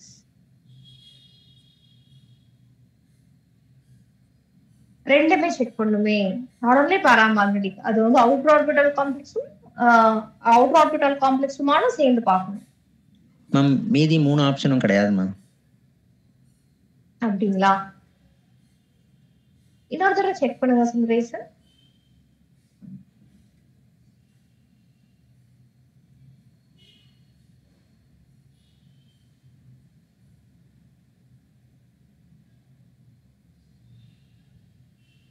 Okay, Selvakumar ஒரு ஆப்ஷன் சொல்றாரு.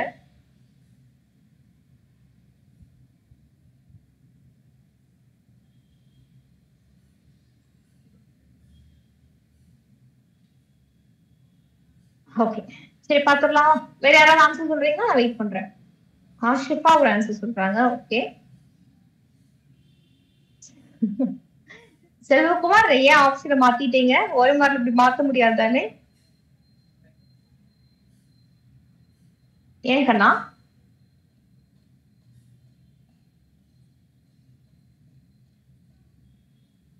வென் ஃபர்ஸ்ட் டைமா இல்ல செகண்ட் டைமா?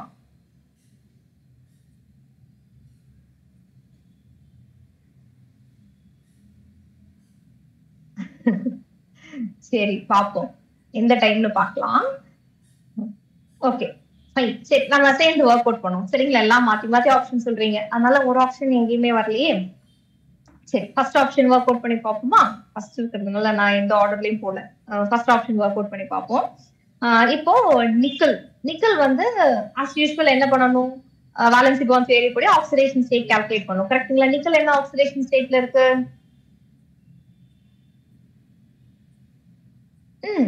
Ammonia is a neutral ligand. அப்ப நிக்கல் என்ன ஆக்சிடேஷன் ஸ்டேட்ல இருக்கும்?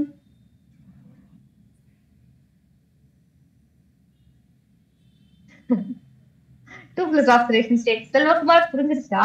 ஓகே, நிக்கல் வந்து 2+ ஆக்சிடேஷன் ஸ்டேட்ல இருக்கும். ஸோ நிக்கலோட atomic number 28. So usual configuration is argon 4s2 and 3d8. Nickel +2 oxidation state la irukradhanaala we have to remove 2 electrons from 4s. So this is 4s0 and 3d8 இல்லையா? So orbital diagram போடலாம். 1 2 3 4. So this is 3d, அப்புறம் 4s, அதுக்கப்புறம் 4p, அப்புறம் 4p. Okay, so மொத்தமா 8 electrons இருக்கு. So 8 electrons fill பண்ண போறேன். 1 2 3 4 5 6 7 8 electrons நான் fill பண்ணிட்டேன். ரைட், அடுத்தது வந்து NH3. NH3 வந்து monodentate ligand, 6 இருக்கு. So coordination number 6. அப்ப நான் 6 வேக்கன்ட் ஆர்பிட்டால்ஸ் சூஸ் பண்ணணும். ஆனா இங்க என்ன பாருங்க, அமோனியாங்கிறது ஒரு ஸ்ட்ராங் லிகெண்ட் தான், அதுல எந்த கன்ஃபியூஷனும் கிடையாது. ஆனால் இங்க ஸ்ட்ராங் லிகெண்ட்ங்கிறதுனால எலக்ட்ரான்ஸ் பேர் அப் ஆயிடுச்சுன்னு வைங்க, ஆர்பிட்டல் எங்க இருந்து வரும்? இங்க இருந்து வரும். ஆனா சிக்ஸ்ங்கும் போது கோஆர்டினேஷன் நம்பர் நம்மளுக்கு ரெண்டே ஹைபிரிடைசேஷன் தான் பாசிபிள். sp3d2 d2sp3 கரெக்ட்டுங்களா? எலக்ட்ரான்ஸ் பேர் அப் ஆனாலும் பிரயோஜனம் இல்ல, ஒரே ஒரு d ஆர்பிட்டால் இன்வால்வ் ஆகுறது வேஸ்ட். அப்ப எலக்ட்ரான்ஸ் பேர் அப் ஆகாது. ஓகேங்களா? என்னதான் அமோனியா வந்து ஸ்ட்ராங் லிகெண்டா இருந்தாலும் எலக்ட்ரான்ஸ் பேர் அப் ஆகாது. ஏன்னா பேர் அப் ஆனாலும் நம்மளுக்கு ஒரே ஒரு எம்டி ஆர்பிட்டால் தான் இன்னர் d ஆர்பிட்டால்ல இருந்து வரும். கரெக்ட்டுங்களா? ஆனா நம்மளுக்கு ரெண்டு வேணுமே, அப்ப எலக்ட்ரான்ஸ் பேர் அப் ஆகாது. எங்க இருந்து தான் வேக்கன்ட் ஆர்பிட்டால் செலக்ட் பண்ணணும்? இங்க இருந்து தான் செலக்ட் பண்ணுவோம். எஸ், அப்புறம் இது மூணும், அதுக்கப்புறம் இது ரெண்டும். கரெக்ட்டுங்களா? So hybridisation is sp3d2. ஏன் எலக்ட்ரான்ஸ் பேர் அப் ஆகாதுன்னு சொல்றேன் புரியுதுங்களா? பேர் அப்பே ஆனாலும் நம்மளுக்கு ஒரே ஒரு வேக்கன்ட் d ஆர்பிட்டால் தான் இன்னர் ஷெல்ல இருந்து வரும். சோ அப்படி ஒரு ஹைபிரிடைசேஷனே இல்ல இல்லையா? இப்ப எலக்ட்ரான்ஸ் பேர் அப் ஆகாது, வெளியில இருந்து தான் நம்ம எடுக்க வேண்டியது வரும். சோ இங்க இருக்கிற d ஆர்பிட்டால் வந்து outer d orbital complex. And இங்க அன்பேர்ட் எலக்ட்ரான்ஸ் ரெண்டு இருக்கு, அப்போ இட் இஸ் பாராமேக்னெட்டிக். சோ இந்த காம்ப்ளெக்ஸ் தான் பாராமேக்னெட்டிக் and it is also outer orbital complex. So answer is option A. ஓகேங்களா? ஃபைன். செல்வகுமார் இப்ப புரியுதா? இப்ப கன்ஃபியூஷன் இருக்குங்களா?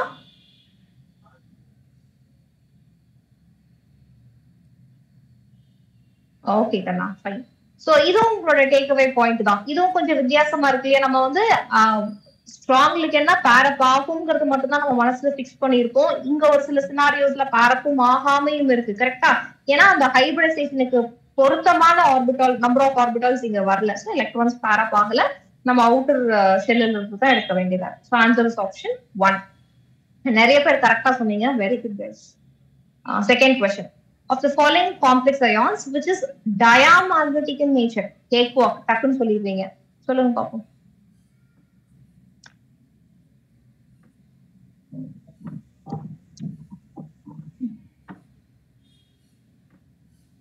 டயாமேக்னெட்டிக் அப்படின்னா அன்பேர்ட் எலக்ட்ரான்ஸ் இருக்கணுமா இருக்க கூடாதா?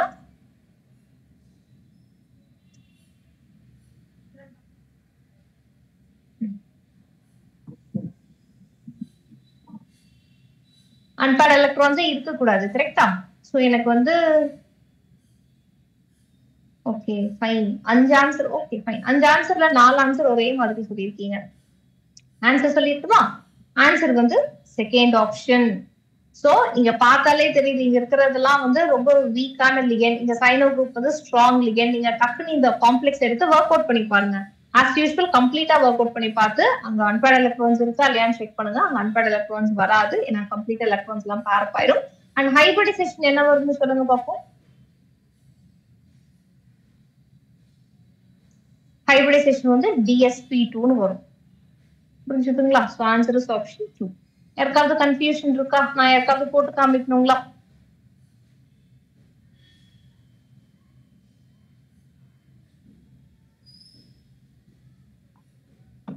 Okay right. Yes Sandhya, it is square planar. Super. இந்த क्वेश्चनக்கு ஆன்சர் சொல்லுங்க. Ammonia is Lewis base and it forms complexes with cations. Which one of the following cation does not form complex with ammonia? அமோனியாங்கிறது Lewis base. அது வந்து கண்டிப்பா cations கூட combine ஆகி ஒரு காம்ப்ளெக்ஸா மாறும். ஆனா இந்த 4 கேட்டயான்ல எந்த கேட்டயான் கூட அமோனியா கம்பைன் ஆகாதுன்னு கேக்குறாங்க.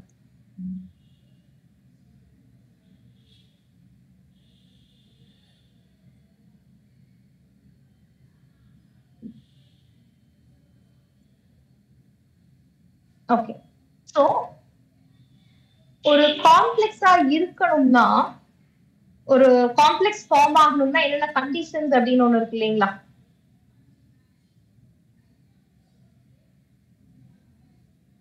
அமோனியாங்கிறது லூஸ் பேஸ்னு சொல்றாங்க. So ammonia can act as a ligand. கரெக்ட்டுங்களா? கேட்டயான்ஸ் என்னவா இருக்கணும்? சென்ட்ரல் மெட்டல் ஆட்டமா இருக்கணும். ஒரு சிஸ்டம் சென்ட்ரல் மெட்டல் ஆட்டமா இருக்கணும்னா என்னென்ன கண்டிஷன்ஸ் எல்லாம் ஃபாலோ பண்ணணும்னு சொல்லியிருக்கேன். அது எலக்ட்ரான் டெஃபிஷியன்டா இருக்கணும், வேக்கன்ட் டி ஆர்பிட்டால்ஸ் வச்சிருக்கணும்ன்றதெல்லாம் கண்டிஷன். கரெக்ட்டுங்களா? அப்போ யூசுவலா யாரு வேக்கன்ட் டி ஆர்பிட்டால்ஸ் வச்சிருப்பா? டி பிளாக் எலிமெண்ட்ஸ் தான் வச்சிருக்கும். கரெக்ட்டுங்களா? இங்க சில்வர், காப்பர், கேட்மியம் இது எல்லாமே டி பிளாக் எலிமெண்ட்ஸ். கண்டிப்பா இதெல்லாம் வந்து நம்மளோட அமோனியா கூட கம்பைன் ஆகும். ஆனா லெட் டி பிளாக் எலிமெண்ட்ங்களா? லெட் என்ன பிளாக்? ரைட் மோஸ்ட் வந்துரும். p block elementல ரைட் சைடு வந்துரும். அப்ப அது என்னது? நோ. lead வந்து it is not d block, it is actually p block element. p block. ஓகேங்களா? p block elements வந்து சென்ட்ரல் ஆட்டமா ஆக்ட் பண்ணாது. So answer is option D. புரிஞ்சுதுங்களா? மத்ததெல்லாம் d block elements கம்பைன் ஆகும் அம்மோனியா கூட. ஈஸி இது டக்குன்னு சொல்லிடுவீங்க. இந்த காம்ப்ளெக்ஸோட ஹைபிரிடைசேஷன் கேட்கறாங்க. கேட்குவோம்.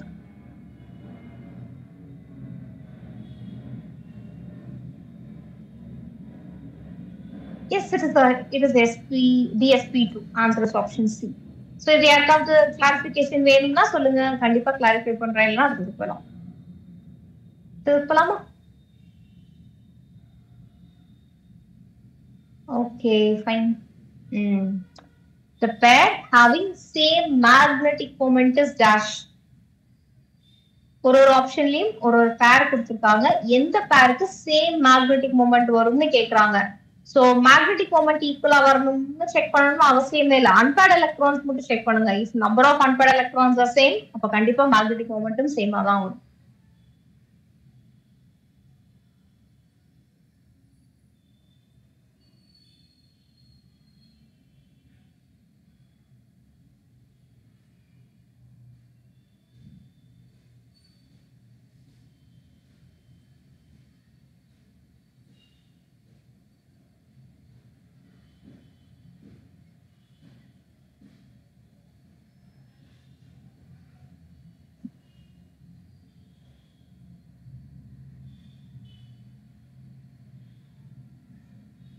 ஓகே, மனோகர் ஒரு ஆன்சர் சொல்லியிருக்காரு.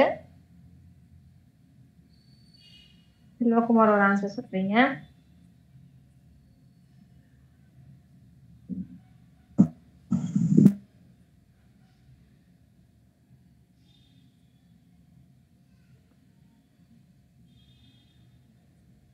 இன்னும் ஒரே ஒரு ஸ்டூடெண்ட் ஆன்சர் சொல்லிட்டீங்கன்னா நான் ஒர்க் அவுட் பண்ணி காமிப்பேன்.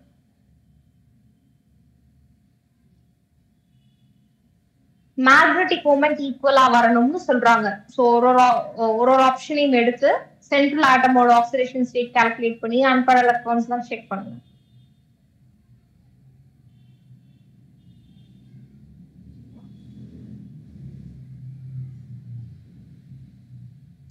நான் ஒர்க் அவுட் பண்ணி காமிக்கட்டுமா?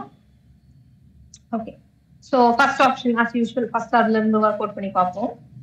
இங்க வந்து குரோமியம் என்ன ஆக்சிடேஷன் ஸ்டேட்ல இருக்கு? Water is a neutral ligand. So chromium வந்து +2 ஆக்சிடேஷன் ஸ்டேட்ல இருக்கு. சோ குரோமியமோட அட்டாமிக் நம்பர் என்னக்கன்னா 24. சோ கான்ஃபிகரேஷன் என்ன வரும்? ஆர்கான் 4s1 3d5 னு வரும். கரெக்ட்டுங்களா? சோ 2+ ஆக்சிடேஷன் ஸ்டேட்ல என்ன ஆகும்? Argon 4s0 and 3d4. கரெக்ட்டா? So number of unpaired electrons எவ்வளவு? 4. கரெக்ட்டா? சரி, அடுத்து இங்க வந்து அயன் வந்து என்ன ஆக்சிடேஷன் ஸ்டேட்ல இருக்கு? again +2 ஆக்சிடேஷன் ஸ்டேட்ல இருக்கு. ஆர்கானோட அயனோட atomic number 26. Electronic configuration is argon 4s2 and 3d6. so 2+ oxidation ஸ்டேட்னா we have to remove electron from 4s. so 4s0 3d6. so 3d6 னா ஆர்பிட்டல் டயகிராம் வந்து எலக்ட்ரான்ஸ் ஃபில் பண்ணி பாருங்க. 6 electrons 1 2 3 4 5 and 6. so number of unpaired electrons எவ்வளவு வருது? 4. so ரெண்டுக்குமே equal number of unpaired electrons வருது. அப்போ நம்பர் ஆஃப் unpaired electrons ஈக்குவல்னா அப்போ obviously ரெண்டுக்குமே magnetic moment ஈக்குவலா தான் இருந்திருக்கணும். so answer is option A. புரிஞ்சுதுங்களா?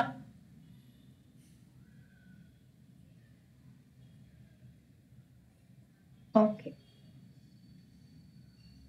சரி. சோ இந்த மாதிரி क्वेश्चंसக்கு பாசிபிலிட்டி இருக்கு. இப்போ நம்ம வந்து அடுத்த கான்செப்ட்க்கு போவோம். Crystal field theory. சோ ஜெனரலா தியரிஸ் எதுக்காக படிக்கிறதுங்கறத நம்ம லாஸ்ட் கிளாஸ்லயே டிஸ்கஸ் பண்ணோம்னு நினைக்கிறேன். இப்போ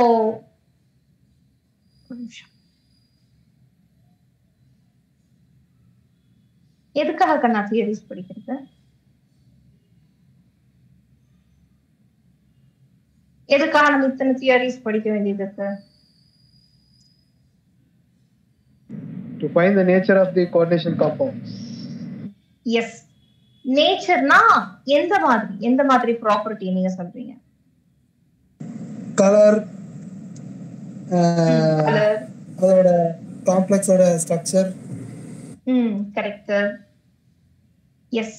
ஸோ அவர் சொல்ற மாதிரி இப்போ ஒரு கோஆர்டினேஷன் காம்பவுண்ட் எடுத்துக்கிட்டா அந்த கோஆர்டினேஷன் காம்பவுண்டோட ப்ராப்பர்ட்டிஸ், ஸோ ப்ராப்பர்ட்டிஸ் இந்த சென்ஸ் அதோட ஜியாமெட்ரியா இருக்கலாம், இல்லைன்னா மேக்னெட்டிக் பிஹேவியரா இருக்கலாம், இல்லைன்னா கலரா இருக்கலாம். இந்த மாதிரி அந்த கோஆர்டினேஷன் காம்பவுண்டோட நேச்சரை பத்தி தெரிஞ்சுக்கிறதுக்கு தான் ஒரு காலகட்டத்துல ஒரு சயின்டிஸ்டும் ஒரு தியரிஸ் நம்மளுக்கு கொடுத்துருக்காங்க. ஆனா எது ஒரு தியரி பத்தாதா, எதுக்கு இத்தனை தியரி படிக்கிறோம் அப்படின்னா, ஃபர்ஸ்ட் தியரி கண்டுபிடிக்கிறாங்கன்னா அதுல எல்லாமே கரெக்டா இருக்கணும்னு அவசியம் இல்லை. அதே மாதிரி எல்லாத்தையுமே அந்த தியரியில இருந்து நம்ம தெரிஞ்சுக்க முடியும்னு அவசியமே இல்லை. எல்லா தியரிக்குமே ஒரு சில டிராபேக்ஸ் எல்லாம் இருந்துகிட்டே வந்துட்டு, அப்போ ஒரு தியரி சொல்லியிருப்பாங்க, அதுல ஒரு சில டிராபேக்ஸ் எல்லாம் இருந்திருக்கும், ஒரு சிலதெல்லாம் தப்பா கூட இருந்திருக்கும். அதுக்கப்புறம் ஒரு சில வருஷம் கழிச்சு வேற சயின்டிஸ்ட் வந்து அதுல இருக்க தப்பெல்லாம் ரெக்டிஃபை பண்ணிட்டு ஒரு சில அட்வான்டேஜோட புது தியரி கொடுப்பாங்க. அப்புறம் அதுக்கப்புறம் ரிசர்ச் பண்ணும்போது தெரியும் அதுல ஒரு சில டிராபேக்ஸ் எல்லாம் இருக்கும்னு தெரியும். அதுக்கப்புறம் புது தியரி வரும். அந்த மாதிரி தான் நிறைய தியரிஸ் நம்ம கிட்ட இருக்கு. நம்மளோட சிலபஸ்ல 3 தியரி தான் டிஸ்கஸ் பண்ணியிருந்தாங்க. ஒன்று வந்து வெர்னஸ் தியரி, அப்புறம் வேலன்சி பாண்ட் தியரி, அதுக்கப்புறம் கிறிஸ்டல் ஃபீல்ட் தியரி. இப்ப நம்ம படிச்சது வேலன்சி பாண்ட் தியரி. இதுல என்ன டிராபேக், இதுல இருந்து ஏன் நம்ம வந்து அடுத்த தியரிக்கு போறோம் அப்படின்னு கேட்டா, இந்த வேலன்சி பாண்ட் தியரியில நான் சொன்னேன் இல்லையா, ஸ்ட்ராங் லிகெண்ட்ல எலக்ட்ரான்ஸை பேர் அப் பண்ணுதுன்னு சொன்னேன்.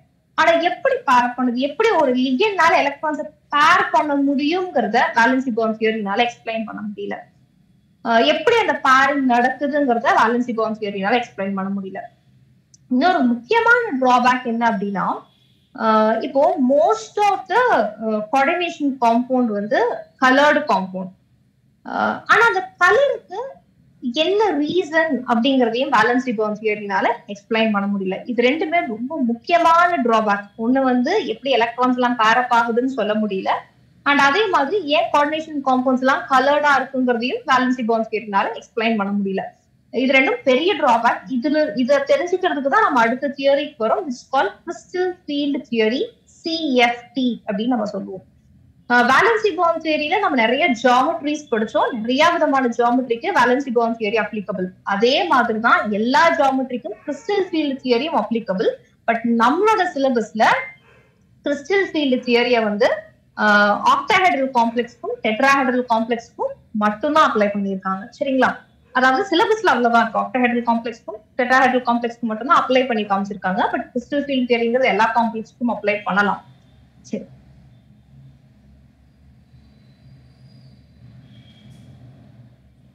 octahedral complex and tetrahedral complex க்கு இது applicable. யார் யாருக்கெல்லாம் crystal field theory ரொம்ப நல்லா தெரியும்? எனக்கு நல்லா தெரியுங்கிறவங்க யாரு?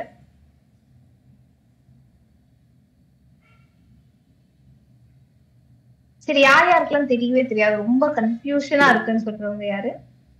சுந்தரேசன், இந்த கை தூக்குறது எதுக்கான்னு தெரிஞ்சுக்கலாமா? நல்லா தெரியும், தெரியாதா? Okay okay fine. யார் யாருக்கெல்லாம் தெரியாது?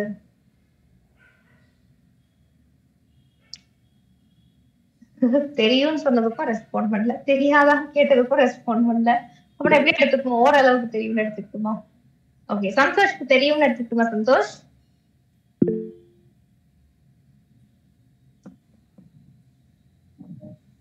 தெரியாது. Okay fine. ஓகே கண்ணா, சரி பாத்திரலாம். சரி, confusion. Okay fine. Okay Rathrika, revise பண்ணலாம், தாராளமா பண்ணலாம். அஷிஃபா, சரி, பொறுமையா என் கூட கவனிச்சுட்டு வாங்க. கிறிஸ்டல் ஃபீல்ட் தியரிங்கிறது ரொம்ப ரொம்ப ஈஸியான தியரி. இப்போ கிறிஸ்டல் ஃபீல்ட் தியரிய ஆக்டாஹெட்ரல் காம்ப்ளெக்ஸ்க்கு நம்ம அப்ளை பண்ண போறோம். சரி, ஆக்டாஹெட்ரல் காம்ப்ளெக்ஸ்னா மனசுல எப்படி விசுவலைஸ் பண்ணி வச்சிருப்பீங்க? ஒரு சென்ட்ரல் ஆட்டம் இருக்கும், அது வந்து 6 லிகெண்ட் கூட கனெக்ட் ஆயிருக்கும், இல்லைன்னா லிகெண்ட் கூட 6 கெமிக்கல் பாண்டை ஃபார்ம் பண்ணிருக்கும். அதுதானே நம்மளோட ஆக்டாஹெட்ரல் காம்ப்ளெக்ஸ், ரைட்? இப்போ இந்த காம்ப்ளெக்ஸ் எப்படி ஃபார்ம் ஆகுதுங்கிறத ஃபர்ஸ்ட் புரிஞ்சுக்கலாம். அதை புரிஞ்சுக்கிறதுக்கு முன்னாடி நம்ம டி சப்ஷன் இருக்கு பாருங்க, இந்த டி சப்ஷன்ல 6 ஆர்பிட்டால், ஐ மீன் 5 ஆர்பிட்டால் இருக்கு. கரெக்டா? டி சப்ஷனுக்கு 5 ஆர்பிட்டால்ஸ் இருக்கு. ஆர்பிட்டால்ஸோட பேர் என்ன கண்ணா? dxy, dyz, dzx, dx square minus y square and dz square. கரெக்டா? இந்த 5 டி ஆர்பிட்டாலும் இருக்கு. கரெக்ட்டுங்களா? இதோட ஷேப்ஸ் எல்லாம் தெரியுமா? ஷேப்ஸ் எல்லாம் தெரியுங்களா? இதெல்லாம் நம்ம 11th ஸ்டாண்டர்ட்ல அட்டாமிக் ஸ்ட்ரக்சர்லயே படிச்சிருப்போம் இல்லையா? இது வந்து எக்ஸ் ஆக்சிஸ்னு வச்சுக்கலாம், இத ஒய் ஆக்சிஸ்னு வச்சுக்கலாம். இப்போ ஒருவேளை dxyன்னு வச்சுக்கோங்களேன். அப்போ அதோட ஆர்பிட்டால் ஷேப் எப்படி இருக்கும்? ஜென்ரலாவே டி ஆர்பிட்டால்ஸுக்கு க்ளோவர் லீஃப் ஷேப் அப்படின்னு சொல்லுவாங்க, இல்லைன்னா டபுள் டம்பல் ஷேப்னு சொல்லுவாங்க. அப்போ எலக்ட்ரான் டென்சிட்டி எங்க இருக்கும் dxyக்கு? Between X axis and Y axis. இந்த லோகோ மாதிரி போடுறேன் இல்லையா, அங்கதான் எலக்ட்ரான் இருக்கிற இடம்னு அர்த்தம். அந்த எலக்ட்ரான் எங்க இருக்கு? எக்ஸ் ஆக்சிஸ்க்கும் ஒய் ஆக்சிஸ்க்கும் நடுவுல இருந்ததுன்னா அந்த ஆர்பிட்டாலோட பேரு dxy. இதுவே yz அப்படின்னா எலக்ட்ரான் டென்சிட்டி எங்க இருக்கணும்? ஒய் ஆக்சிஸ்க்கும் z ஆக்சிஸ்க்கும் நடுவுல இருக்கணும். இதுவே dzx அப்படின்னா எலக்ட்ரான் டென்சிட்டி எங்க இருக்கணும்? z ஆக்சிஸ்க்கும் x ஆக்சிஸ்க்கும் நடுவுல இருக்கணும். இதுவே dx ஸ்கொயர் மைனஸ் y ஸ்கொயர்னா எலக்ட்ரான் டென்சிட்டி எங்க இருக்கணும்? x ஆக்சிஸ் y ஆக்சிஸ்க்கு மேல இருக்கணும். புரிஞ்சுதுங்களா? நாலுமே க்ளோவர் லீஃப் ஷேப் தான். ஆனா எலக்ட்ரான் டென்சிட்டி எங்க போட்டிருக்கேன்? ஃபர்ஸ்ட் 3 ஆர்பிட்டால்ஸ்க்கும் இன் பிட்வீன் தி ஆக்சிஸ் போட்டிருக்கேன். And dx square minus y ஸ்கொயருக்கு ஆன் தி ஆக்சிஸ் போட்டிருக்கேன். இதுவே dz ஸ்கொயருக்கு எப்படி வரும்? இது z ஆக்சிஸ்னு வச்சுக்கலாம், இது எக்ஸ் ஆக்சிஸ் வச்சுக்கலாம், இது வந்து ஒய் ஆக்சிஸ் வச்சுக்கலாம். எலக்ட்ரான் டென்சிட்டி டம்பிள் ஷேப் மாதிரி இசட் ஆக்சிஸ் மேல இருக்கும்.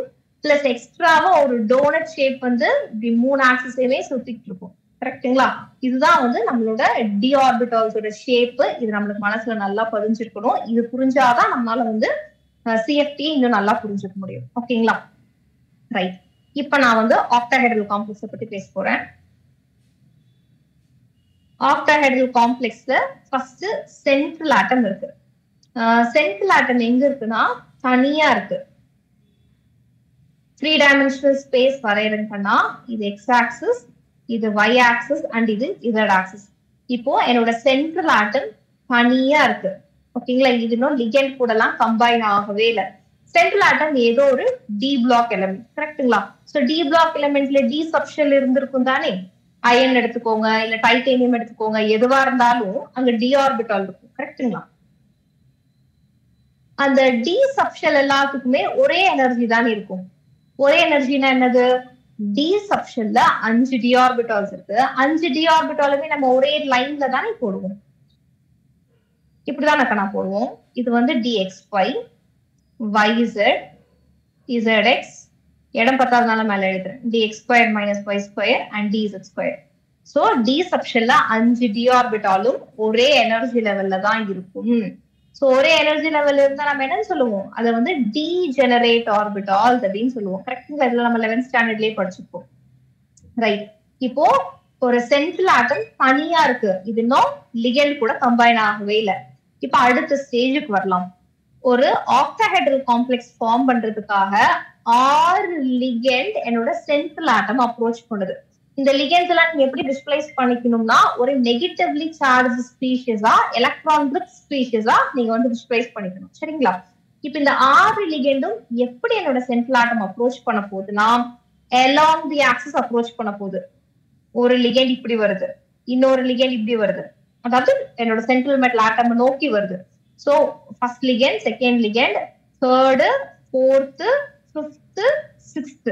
சோ 6 லிகெண்டும் எப்படி வருது? ஆக்சிஸ் வழியா என்னோட சென்ட்ரல் ஆட்டம் அப்ரோச் பண்ணுது. இப்போ வர லிகெண்ட்லாம் சும்மா வராது. லிகெண்ட்ஸ் எல்லாம் எப்படி? Electron rich species. கரெக்டுங்களா? எலக்ட்ரான் ரிச் ஸ்பீஷிஸ் என்னோட சென்ட்ரல் ஆட்டமா அப்ரோச் பண்ணி பக்கத்துல வருது. அப்போ எலக்ட்ரான்ஸ் எடுத்துட்டு வர லிகெண்டுக்கும் சென்ட்ரல் ஆட்டம்ல இருக்க எலக்ட்ரான்ஸுக்கும் நடுவுல கண்டிப்பா ரிப்பல்ஷன் வரும். கரெக்டுங்களா? தூரமா இருந்து பக்கத்துல வரும்போது எல்லா டி ஆர்பிட்டால்ஸும் ஒரே மாதிரி ரிப்பல்ஷனை தான் எக்ஸ்பீரியன்ஸ் பண்ணும். ஒரு இடத்துல ரிப்பல்ஷன் அதிகமா இருக்குன்னா கண்டிப்பா அங்க எனர்ஜி அதிகமாகுதுன்னு அர்த்தம்.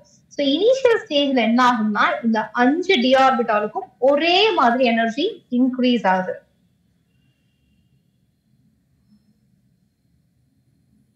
ஓகேங்களா? ரொம்ப தூரத்துல இருந்து பக்கத்துல வரும்போது இன்னும் பக்கத்துல வர என்ன ஆகுதுன்னா இந்த 5 d ஆர்பிட்டால் சொன்னேன் இல்லையா, இந்த 5 d ஆர்பிட்டால்ல இந்த dx2 - y2க்கும் dz2க்கும் தான் பிரச்சனை. ஏன்னா இவங்க 2 பேரும் தான் எலக்ட்ரான்ஸ் எங்க வச்சிருக்காங்க, ஆக்சிஸ் மேல வச்சிருக்காங்க. வர லிகெண்டும் எப்படி வருது, ஆக்சிஸ் வழியா வருது. அப்போ இவங்க 2 பேரும் தானே பயங்கரமா லிகெண்ட் கூட ரிபல்ஷன் எக்ஸ்பீரியன்ஸ் பண்ணுவாங்க, இவங்க 3 பேர்த்த விட. கரெக்டா? அப்ப என்ன ஆகும்னா இந்த 5 d ஆர்பிட்டால்ல இந்த dx2 - y2 அண்ட் dz2ங்கிற இந்த 2 d ஆர்பிட்டாலுக்கும் பயங்கரமா எனர்ஜி அதிகமாயிருது, மத்த 3க்கும் எனர்ஜி டிராப் ஆயிருது. அப்போ இவ்வளவு நேரம் டீஜெனரேட் ஆர்பிட்டால்ஸா இருந்தா 5 d ஆர்பிட்டாலும் இப்ப நான் டீஜெனரேட் ஆர்பிட்டால்ஸா மாறிடுது. So this is dxy, this is yz and dzx. புரியுதுங்களா? ஏன் இந்த ஸ்பிளிட்டிங் வந்ததுன்னு புரியுதா?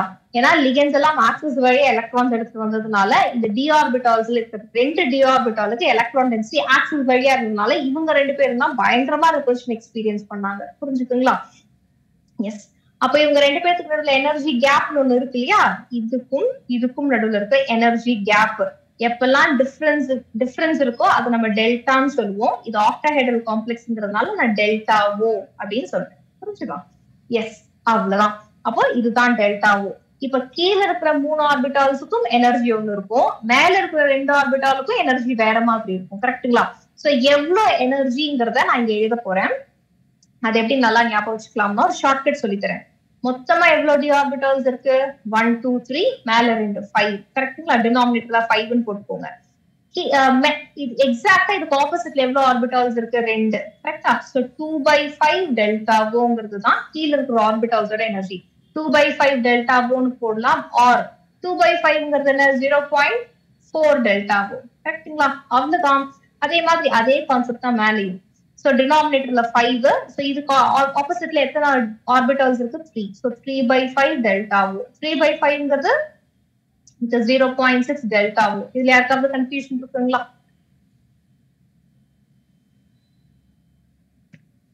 இதுல யாருக்காவது கன்ஃபியூஷன் இருக்கா? ஓகே, அஷிகாக்கு கன்ஃபியூஷன் இல்ல. சத்வதிகா கண்ணா உங்களுக்கு எப்படி இருக்கு கண்ணா? ஓகே, சுந்தரேசன் டவுட் இல்லைன்னு சொல்லிட்டீங்க. Sathvathika, Santhosh. Okay, Shanu? No ma'am. Okay கண்ணா, ஃபைன். இப்ப எப்படி ஆக்டாஹெட்ரல்ல ஸ்பிளிட்டிங் நடக்குது நம்ம தெரிஞ்சுக்கிட்டோம் இல்லைங்களா? இப்போ எலக்ட்ரான்ஸை ஃபில் பண்ணலாம். எலக்ட்ரான்ஸை ஃபில் பண்ணி முக்கியமா இந்த சிஎஃப்எஸ்சின்னு சொல்லுவாங்க, அதெல்லாம் எப்படி கால்குலேட் பண்றதுன்னு பார்க்கலாம். ஃபைன். இப்போ நான் வந்து கான்ஃபிகரேஷன் அப்படிங்கிற வார்த்தையை யூஸ் பண்ண போறேன். ஸோ கான்ஃபிகரேஷனுங்கிற வார்த்தையை நம்ம எங்கெல்லாம் யூஸ் பண்ணுவோம்னா ஜென்ரலா எலக்ட்ரானிக் கான்ஃபிகரேஷனுக்கு யூஸ் பண்ணுவோம். கரெக்ட்டுங்களா? 1s2 2s2 2p6 சொல்லி அந்த எலக்ட்ரானிக் கான்ஃபிகரேஷன் நம்ம ஜென்ரலா கான்ஃபிகரேஷன் சொல்லுவோம். ஆனா இப்போ ஸ்காண்டியம் 2+ வச்சுக்கோங்க. ஸ்காண்டியமோட அட்டாமிக் நம்பர் என்ன? 21. இதோட எலக்ட்ரானிக் கான்ஃபிகரேஷன் எப்படி வரும்? ஆர்கான் 4s2 3d1 வரும். ஸோ ஸ்காண்டியம் 2+ இருக்குன்னு என்ன அர்த்தம்? 4s இருந்து 2 எலக்ட்ரான் போயிடுச்சுன்னு அர்த்தம். அப்போ வெறும் 3d1 தான் இருக்கும். அப்ப ஸ்காண்டியம் 2+ ஓட கான்ஃபிகரேஷன் வந்து d1 கான்ஃபிகரேஷன் அப்படின்னு சொல்லுவாங்க. இதுவே டைட்டேனியம் 2+ ஓட கான்ஃபிகரேஷன் என்ன வரும்? டைட்டேனியமோட atomic number is 22. So electronic configuration is argon 4s2 3d2. So if it is in 2+ oxidation state, we have to remove 2 electrons from 4s. Correctங்களா? So 4s 0 and 3d2. அப்ப d2ங்கிறது titanium 2+ ஓட configuration. இதுவே titanium 3+ என்ன அர்த்தம்? We have to remove 1 more electron from 3d. கரெக்ட்டுங்களா? அப்ப d1 configuration. So பொதுவா ஒரு அயானோட oxidation ஸ்டேட்டுக்கு தகுந்த மாதிரி we are removing electrons from 4s and 3d. அப்போ கடைசியா நமக்கு என்ன கான்ஃபிகரேஷன் வருதோ d1 d2 d3 சொல்றோம் இல்லைங்களா, அதுதான் ஜென்ரலா இப்ப நம்ம கான்ஃபிகரேஷன் சொல்ல போறோம். சோ ஒரு அயான் வந்து d1ல இருந்து d10 குள்ள எந்த கான்ஃபிகரேஷனா வேணாலும் இருந்துக்கலாம். கரெக்ட்டுங்களா? இப்போ ஃபார் எக்ஸாம்பிள் ஸ்காண்டியம் 2+ வச்சுக்கோங்க, ஐ மீன் ஜிங்க் 2+ வச்சுக்கோங்க. இதோட கான்ஃபிகரேஷன் என்ன வரும்? ஜிங்க் 2+ ஓட configuration Zn2+. d10. Very good. So configuration வந்து d1ல இருந்து d10 குள்ள இருக்கலாம். அது எந்த அயானா வேணாலும் இருந்துட்டு போகட்டும். ஃபைன். அப்போ ஒரு ஒரு கான்ஃபிகரேஷனுக்கும் இந்த சிஎஃப்எஸ்சில எலக்ட்ரான்ஸ் எப்படி ஃபில் பண்ணணும்னு நம்மளுக்கு தெரியணும். இப்ப D1 எடுத்துக்கலாம். இப்ப ஏதோ ஒரு அயானுக்கு வந்து D1 கான்ஃபிகரேஷன் வருது சரிங்களா. இப்ப D1 கான்ஃபிகரேஷன் என்ன அர்த்தம்? டி சப்ஷன்ல ஒரே ஒரு எலக்ட்ரான் இருக்குன்னு அர்த்தம். இப்ப இந்த எலக்ட்ரானை எங்க ஃபில் பண்ணணும்னு உங்களுக்கு டவுட் வரும். பொதுவா வேலன்சி பாண்ட் தியரினா பிரச்சனையே இல்ல, ஆர்பிட்டால் எல்லாமே டீஜெனரேட் ஆர்பிட்டால்ஸ், எலக்ட்ரான்ஸ் கொண்டு போய் அழகா இங்க ஃபில் பண்ணிடுவீங்க. ஆனா நம்மளுக்கு சிஎஃப்எஸ்சில எப்படி இருக்கு? எலக்ட்ரான் ஆர்பிட்டால்ஸ்ல ஸ்பிளிட் ஆயிடுச்சு கரெக்டா. ஸ்பிளிட் ஆனதுக்கு அப்புறம் இந்த எலக்ட்ரான்ஸை ஃபில் பண்ணி காமிக்கணும். எப்படி ஃபில் பண்ணலாம்னு பாருங்க. ஆஸ் யூஸ்வல் ஹாஃப்வாஸ் பிரின்சிபல் என்ன சொல்லுது? எப்பவுமே lower orbital lower energy orbitals fill பண்ணிட்டு தான் ஹையர் எனர்ஜி போகணும்னு சொல்லுது கரெக்டுங்களா. சோ இருக்கிறதுல லோவர் எனர்ஜி எது? இங்கதான். சோ இங்க ஃபில் பண்ணிடலாம். சோ என்ன ஆச்சு? எலக்ட்ரான் இங்க ஃபில் பண்ணிட்டோம். இப்ப கான்ஃபிகரேஷன் நம்ம எழுதணும். இப்ப D1 D2 D3 சொல்லக்கூடாது. கிறிஸ்டல் ஃபீல்டு தியரியில கான்ஃபிகரேஷன் கொஞ்சம் மாறும். எப்படி மாறும்னா, இந்த 3 டி ஆர்பிட்டால்ஸ் இருக்குல்ல கண்ணா, இந்த 3 டி ஆர்பிட்டால்ஸையும் சேர்த்தி நம்ம T2G அப்படின்னு சொல்லுவோம். அண்ட் மேல இருக்கிற இந்த 2 ஆர்பிட்டாலையும் சேர்த்தி EGன்னு சொல்லுவோம். இதெல்லாம் வந்து நம்ம ஸ்பெக்ட்ரோஸ்கோப்பிங்கிற ஒரு பெரிய கான்செப்ட் இருக்கு கெமிஸ்ட்ரியில, அங்க யூஸ் பண்ற டேர்ம்ஸ் சரிங்களா. T2G EGன்னு மட்டும் தெரிஞ்சுக்கோங்க. நம்ம டெப்தா போகணும்னு 12th ஸ்டாண்டர்ட்ல அவசியம் இல்லை. சோ இந்த ஜிங்கிற இந்த வார்த்தை வந்து ஜெரேட் அப்படின்னு சொல்லுவாங்க. இந்த ஜெரேடுங்கிற வார்த்தை ஒரு கம்ப்ளீட்டா ஒரு சிமெட்ரிக்கல் ஸ்ட்ரக்சருக்கு மட்டும்தான் யூஸ் பண்ணுவோம். இங்க நம்ம ஆக்டாஹெட்ரல் டெட்ராஹெட்ரல் 2 ஜியோமெட்ரியை தான் பேச போறோம். இது ரெண்டுல octahedral is considered to be completely symmetrical molecule. So நான் ஜிங்கிறத நான் ஆக்டாஹெட்ரலுக்கு தான் யூஸ் பண்ண போறேன். டெட்ராஹெட்ரல் எக்ஸ்பிளைன் பண்ணும்போது நான் ஜி போட மாட்டேன். ஏன்னா ஜி வந்து ஒரு சிமெட்ரிக்கல் மாலிக்யூலுக்கு மட்டும் தான் நம்ம அப்ளை பண்ணுவோம். சோ இப்ப T2G EG 3 ஆர்பிட்டால் இருக்கிற இடம் T2G அண்ட் 2 ஆர்பிட்டால் இருக்கிற இடம் EG. இப்ப D1 கான்ஃபிகரேஷன்ல இருக்க எலக்ட்ரான் எங்க போட்டேன்? இங்கதான் போட்டேன். சோ கான்ஃபிகரேஷன் என்னன்னு சொல்லணும்னா, T2Gல ஒரு எலக்ட்ரான், EGல எலக்ட்ரானே இல்ல. சோ T2G1 EG0ங்கிறது தான் இதோட கான்ஃபிகரேஷன். புரியுதுங்களா? அடுத்தது D2 அப்படின்னு வச்சுக்கோங்க. வேற ஏதோ அயானுக்கு வந்து D2 கான்ஃபிகரேஷன் வருது, which means 2 எலக்ட்ரான் இருக்கு. சோ 2 எலக்ட்ரான் எங்க போடுவீங்க? ஆஸ் யூஸ்வல் ஹாஃப்வாஸ் பிரின்சிபல் படி லோவர் எனர்ஜி லெவல்ல தான் ஃபில் பண்ணணும். சோ நான் ஒரு எலக்ட்ரான் போட்டேன். ரெண்டாவது எலக்ட்ரான் எங்க போடணும் கண்ணா? ஹன்ஸ் ரூல் என்ன சொல்லுது? ஃபர்ஸ்ட் எல்லாத்தையும் ஹாஃப் ஃபில்ட் பண்ணிட்டு கம்ப்ளீட்லி ஃபில் பண்ணுங்கன்னு சொல்லுதா டீஜெனரேட் ஆர்பிட்டால்ஸ்க்கு. அப்ப எங்க போடணும்? இங்க போடணும் கரெக்ட்டுங்களா. அப்ப கான்ஃபிகரேஷன் எப்படி வரும்? T2Gலயே 2 எலக்ட்ரான் போட்ட மாதிரி வரும். So T2G2 EG0. அடுத்தது D3. நீங்க சொல்லுங்க பாப்போம். D3னா 3 எலக்ட்ரான்ஸ். 3 எலக்ட்ரான்ஸ் எங்க போடணும்? கான்ஃபிகரேஷன் எப்படி வரும்? 3 எலக்ட்ரான்ஸ் D3. மைக் ஆன் பண்ணி கூட சொல்லலாம், டைப் பண்ணணும்னு அவசியம் இல்லை. எஸ். சோ 3 எலக்ட்ரான்ஸ்ங்கும் போது இப்போ ஹாஃப் பாஸ் பிரின்சிபல் அப்படி 3மே ஃபர்ஸ்ட் ஃபில் பண்ணிடலாம். So T2G3 EG0. ஆஷிபா கரெக்டா சொல்லுவாங்க. Very good Ashifa. எஸ், இது வரைக்கும் பிரச்சனை எல்லாம் போயிட்டு இருக்கா லைஃப். அடுத்ததான் பிரச்சனை D4ன்னு வருது. இப்போ 4th எலக்ட்ரானை நான் ஃபில் பண்ணும் கரெக்டுங்களா. 3 எலக்ட்ரானை சந்தோஷமா ஃபில் பண்ணிடுவீங்க. இப்போ 4th எலக்ட்ரானை ஃபில் பண்ணும் போதுதான் பிரச்சனை. இந்த 4வது எலக்ட்ரானை நான் இங்க ஃபில் பண்ணணுமா இல்ல மேல போய் ஃபில் பண்ணணுமாங்கிறது தான் டவுட். சோ எதை வச்சு டிசைட் பண்றது? உங்களோட லிகெண்டோட நேச்சரை பாருங்க. இது ரொம்ப முக்கியமான கண்டிஷன். என்னோட லிகெண்ட் வந்து ஸ்ட்ராங் லிகெண்ட்னு வைங்க. அந்த ஸ்ட்ராங் லிகெண்ட் என்ன பண்ணும்? இந்த ஸ்பிளிட் பண்ணுச்சு இல்லையா, அந்த ஸ்பிளிட்டிங்கா பயங்கரமா ஸ்பிளிட் பண்ணிடும். சோ இந்த டெல்டாவோ வந்து ரொம்ப பயங்கரமா அதிகமா இருக்கும். சோ டெல்டாவோ வந்து பேரிங் எனர்ஜியை விட அதிகமா இருக்கும். பேரிங் எனர்ஜின்னு என்னன்னு தெரியும். பாருங்க, 2 சினாரியோ. இந்த 4th எலக்ட்ரானை ஃபில் பண்றதுல 2 சினாரியோ. ஒன்னா எலக்ட்ரானை இங்கேயே ஃபில் பண்ணிடலாம், கீழே ஃபில் பண்ணிடலாம் கரெக்டா,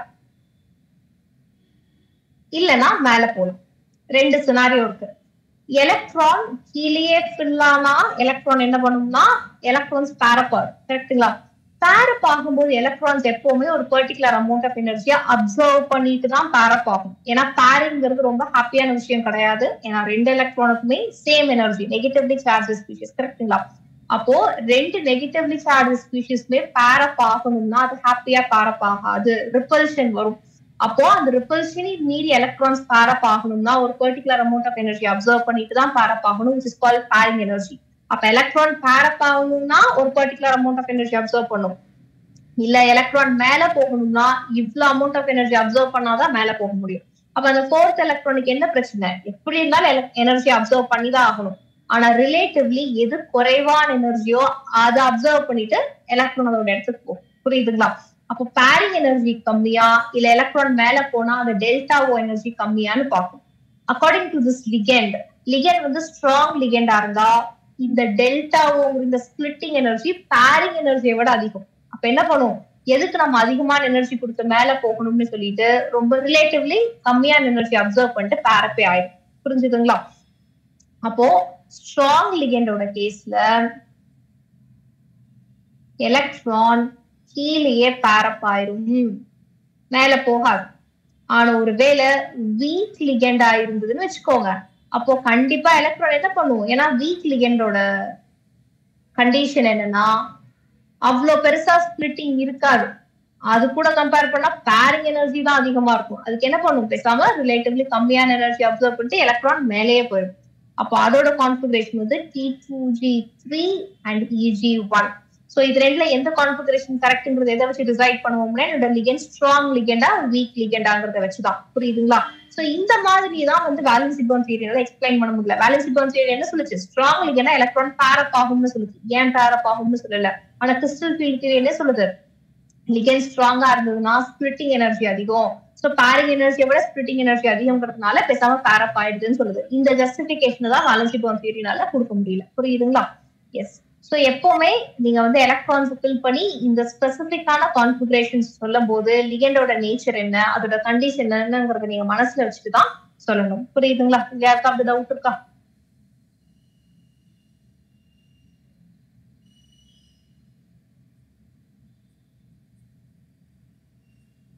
ஓகே. இப்போ ஒரு இடம் D6 கான்ஃபிகரேஷன் வச்சுக்கோங்க, ரேண்டமா சொல்றேன். D6 configuration octahedral complex.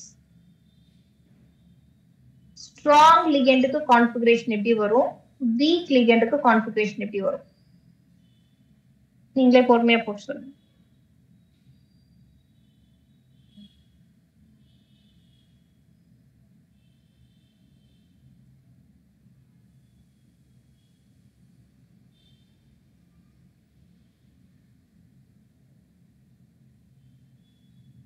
S, Manohar சொல்றது correct. Yes Sandhya, right, super. அப்போ ஸ்ட்ராங் லிகெண்டோட கேஸ்ல delta o is greater then pairing energy. அப்ப எலக்ட்ரான் கஷ்டப்பட்டு மேல போகாது, அது என்ன பண்ணிடும்? கீழேயே ஃபில் ஆயிடும். T2G6 EG0. ஆனா வீக் லிகெண்டோட கேஸ்ல அப்படி கிடையாது. Delta hose less than pairing energy. அப்ப என்ன பண்ணும்? அது பாட்டுக்கு மேல போயிடும். கரெக்டா? அப்போ வீக் லிகெண்டுக்கு சொல்லுங்க. நான் டயக்ராம் போடுறேன்.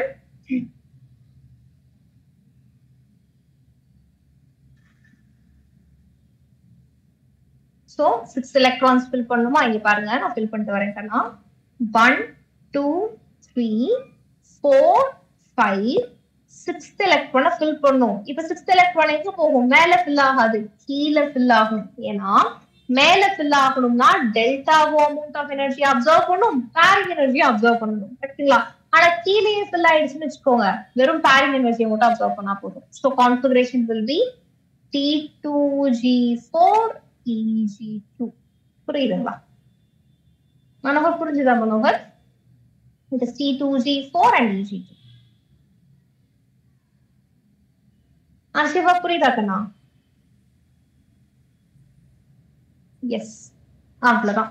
இப்ப நம்ம வந்து கான்ஃபிகரேஷன் அழகா சொல்ல கத்துக்கிட்டோமா? அடுத்தது வந்து CFSE கால்குலேட் பண்ண தெரியும். CFSEனா ஒண்ணும் இல்லைங்க, கிறிஸ்டல் ஃபீல்ட் ஸ்டெபிலைசேஷன் எனர்ஜி. அப்படின்னா என்னன்னா, ஒரு கோஆர்டினேஷன் காம்பவுண்ட் ஃபார்ம் ஆகும்போது ரிலீஸ் ஆகக்கூடிய எனர்ஜி தான் CFSE. புரியுதுங்களா? ஒரு கோஆர்டினேஷன் காம்பவுண்ட் ஃபார்ம் ஆகும்போது ரிலீஸ் ஆகக்கூடிய எனர்ஜி தான் கிறிஸ்டல் ஃபீல்ட் ஸ்டெபிலைசேஷன் எனர்ஜின்னு சொல்லுவாங்க. எப்பவுமே இந்த CFSE அதிகம், which means அந்த கோஆர்டினேஷன் காம்பவுண்ட் ஃபார்ம் ஆகும்போது ரிலீஸ் ஆகக்கூடிய எனர்ஜி அதிகம்னா அந்த காம்ப்ளெக்ஸ் ரொம்ப ஸ்டேபிளா இருக்குதுன்னு அர்த்தம். ஓகேங்களா? கொஸ்டின் இப்படின்னு கேட்பாங்க, ஒரு 4 காம்ப்ளெக்ஸ் கொடுத்து இதுல எது வந்து மோஸ்ட் ஸ்டேபிள் காம்ப்ளெக்ஸ் கொஸ்டின் கேட்கலாம். அதுக்கு ரெண்டு வழி இருக்கு. ஒன்னா சிஎஃப்எஸ்சி கால்குலேட் பண்ணி எதுக்கு இருக்கிறதுலே சிஎஃப்எஸ்சி அதிகமோ அது மோஸ்ட் ஸ்டேபிள் காம்ப்ளெக்ஸ்னு சொல்லலாம். ஆர் இன்னொரு ஐடியாவும் இருக்கு. மோஸ்ட்லி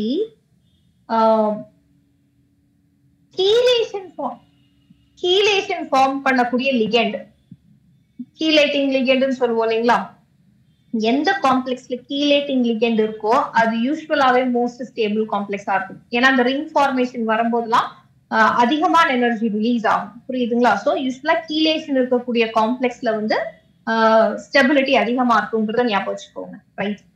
இப்போ வந்து இந்த சிஎஃப்எஸ்சி எப்படி கால்குலேட் பண்ணலாம்ன்றத நான் சொல்லித்தரேன். கிறிஸ்டல் ஃபீல்டு ஸ்டெபிலைசேஷன் எனர்ஜி, இல்லைன்னா சம்டைம்ஸ் கிறிஸ்டல் ஃபீல்டு ஸ்பிளிட்டிங் எனர்ஜின்னு கூட சொல்லுவாங்க. அது எப்படி கால்குலேட் பண்ணலாம்னு பார்க்கலாம். ஆனா பொறுமையா கவனிக்கணும், இதுல அவசரப்படுறாதீங்க. For example, I have D3 configuration. D3 strong ligand, weak ligand எல்லாத்துக்குமே ஒரே கான்ஃபிகரேஷன் தான் வரப்போகுது. ஸோ எப்படி வரும்?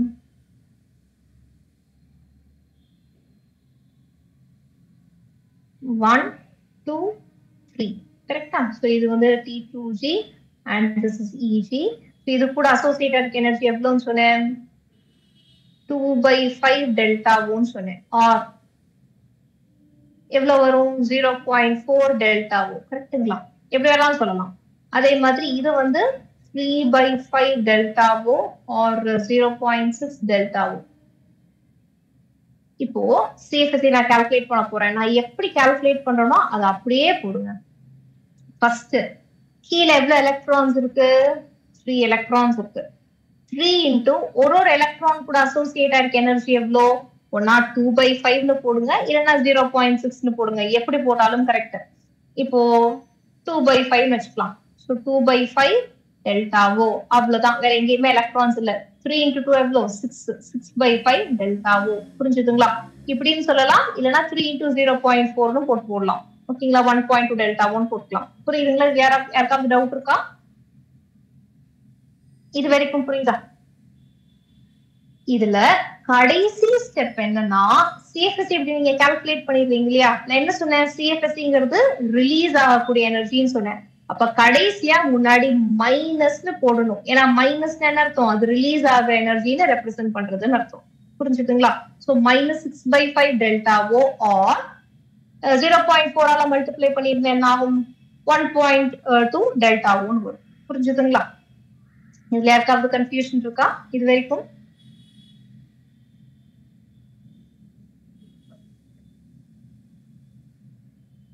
ஓகே, அடுத்தது போலாமா? இன்னொரு சிஸ்டம்க்கு சிஎஃப்எஸ்சி கால்குலேட் பண்றேன்னா கவனிச்சுக்கோங்க. இது வந்து D3க்கு. இப்ப நான் கால்குலேட் பண்ண போறது D4 and strong ligand. Configuration நீங்களே சொல்லுங்க. 4 எலக்ட்ரான்ஸ் இருக்கு. என்னோட லிகெண்ட் வந்து ஸ்ட்ராங் லிகெண்ட். கான்ஃபிகரேஷன் நீங்க சொல்லுங்க கண்ணா.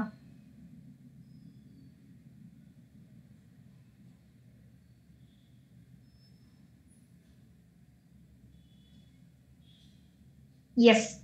சோ 4th எலக்ட்ரான் எங்க போட்டுறணும்? கீழேயே போட்டுறணும். கரெக்ட்டுங்களா? So configuration is T2G4 EG0.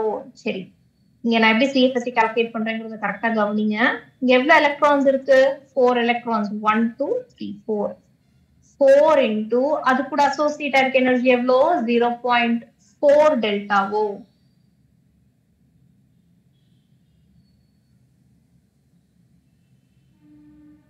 கரெக்டா? அடுத்தது இங்க பேர் இருக்கு இல்லைங்களா? எப்பவுமே எலக்ட்ரான் பேரை பார்க்கும்போது என்ன ஆகும்னு சொன்னேன்? ஒரு particular amount of energy observe பண்ணிரும்னு சொன்னேன். கரெக்ட்டுங்களா? அப்படி அப்சர்வ் பண்ணும்போது சிஎஃப்எஸ்சில இருந்து ஒரு பர்டிகுலர் அமௌண்ட் ஆஃப் எனர்ஜி கம்மி ஆயிரும். ஸோ மைனஸ் எவ்வளவு பேர் இருக்கு? ஒரு பேர் இருக்கு. அப்போ ஒரே ஒரு P போடுங்க, அவ்வளவுதான். அப்போ 1.6 டெல்டாவோ மைனஸ் பேரிங் எனர்ஜி போட்டீங்களா? கடைசி என்ன பண்ண சொல்லியிருக்கேன்? சிஎஃப்எஸ்சிங்கிறது ரிலீஸ் ஆகக்கூடிய எனர்ஜிங்கிறதுனால மைனஸ்ல ரெப்ரசென்ட் பண்ண சொல்லியிருக்கேன். ஸோ மைனஸ் ஆஃப் 1.6 டெல்டாவோ மைனஸ் பேரிங் எனர்ஜி. புரிஞ்சுதுங்களா? ஸோ எப்பவுமே பேர்ஸ் வந்தால் அது எவ்வளவு பேரோ மைனஸ் அவ்வளோ பேர்னு போட்டுறணும். புரிஞ்சுதுங்களா? யாருக்காவது டவுட் இருக்கா? இதுவே D5 வச்சுக்கோங்க, ஸ்ட்ராங் லிகெண்ட் வச்சுக்கலாம். அப்போ கான்ஃபிகரேஷன் எப்படி வரும்? T2G5 EG 0. கரெக்ட்டுங்களா? அப்ப CFSE கால்குலேட் பண்ணுங்க. CFSE is equal to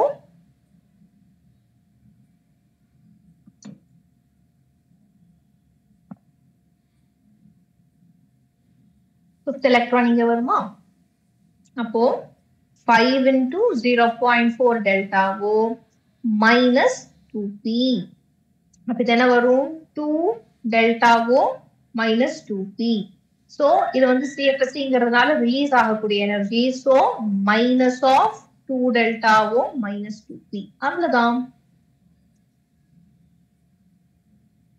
S, minus 2p போடணும் சந்தியா. சரிங்களா? ஏன்னா 2 pairs இருக்கு இல்லையா? So 2p போடணும். அவ்வளவுதான். சரி, நெக்ஸ்ட் இன்னொரு வேற மாதிரி போடலாமா? என்ன போடலாம்? D7 போடுவோம். D7 சரிங்களா? D7 வீக் லிகெண்ட்னு வச்சுக்கலாம். D7 பெரிய வித்தியாசம்லாம் வராது, அதே மாதிரிதான் ஒரு ஸ்ட்ராங் லிகெண்டுக்கும் வீக் லிகெண்டுக்கும். Still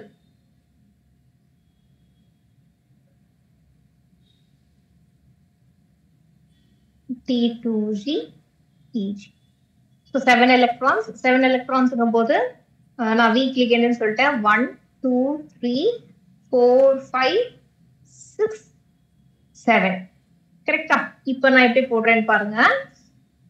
CFSE is equal to கீழே வந்து 0.4 டெல்டா ஓ, மேல வந்து 0.6 டெல்டா ஓவா? கரெக்டா கவனிச்சுக்கோங்க. கீழே எவ்வளவு எலக்ட்ரான்ஸ் இருக்கு? 1 2 3 4 5. So 5 into அது கூட அசோசியேட் ஆயிருக்க எனர்ஜி 0.4 டெல்டா ஓ. சரிங்களா? எலக்ட்ரான் மேல போகுதுன்னா அப்ப அதுவும் எனர்ஜி அப்சர்வ் பண்ணிட்டு தானே போகும். அப்ப அது CFSE ல இருந்து கொஞ்சம் எனர்ஜியை குறைச்சிடும். ஸோ மைனஸ் 2 into 0.6 டெல்டா ஓ மைனஸ் எவ்வளவு பேர் இருக்கு? 2 பேர் இருக்கு. So 2p. ஸோ இதை சிம்பிளிஃபை பண்ணலாமா? ஸோ இது வந்து 2 டெல்டா ஓ மைனஸ் 1.2 டெல்டா ஓ மைனஸ் 2p. ஸோ இது ரெண்டையும் சிம்பிளிஃபை பண்ணீங்க என்ன ஆகும்? 0.8 டெல்டா.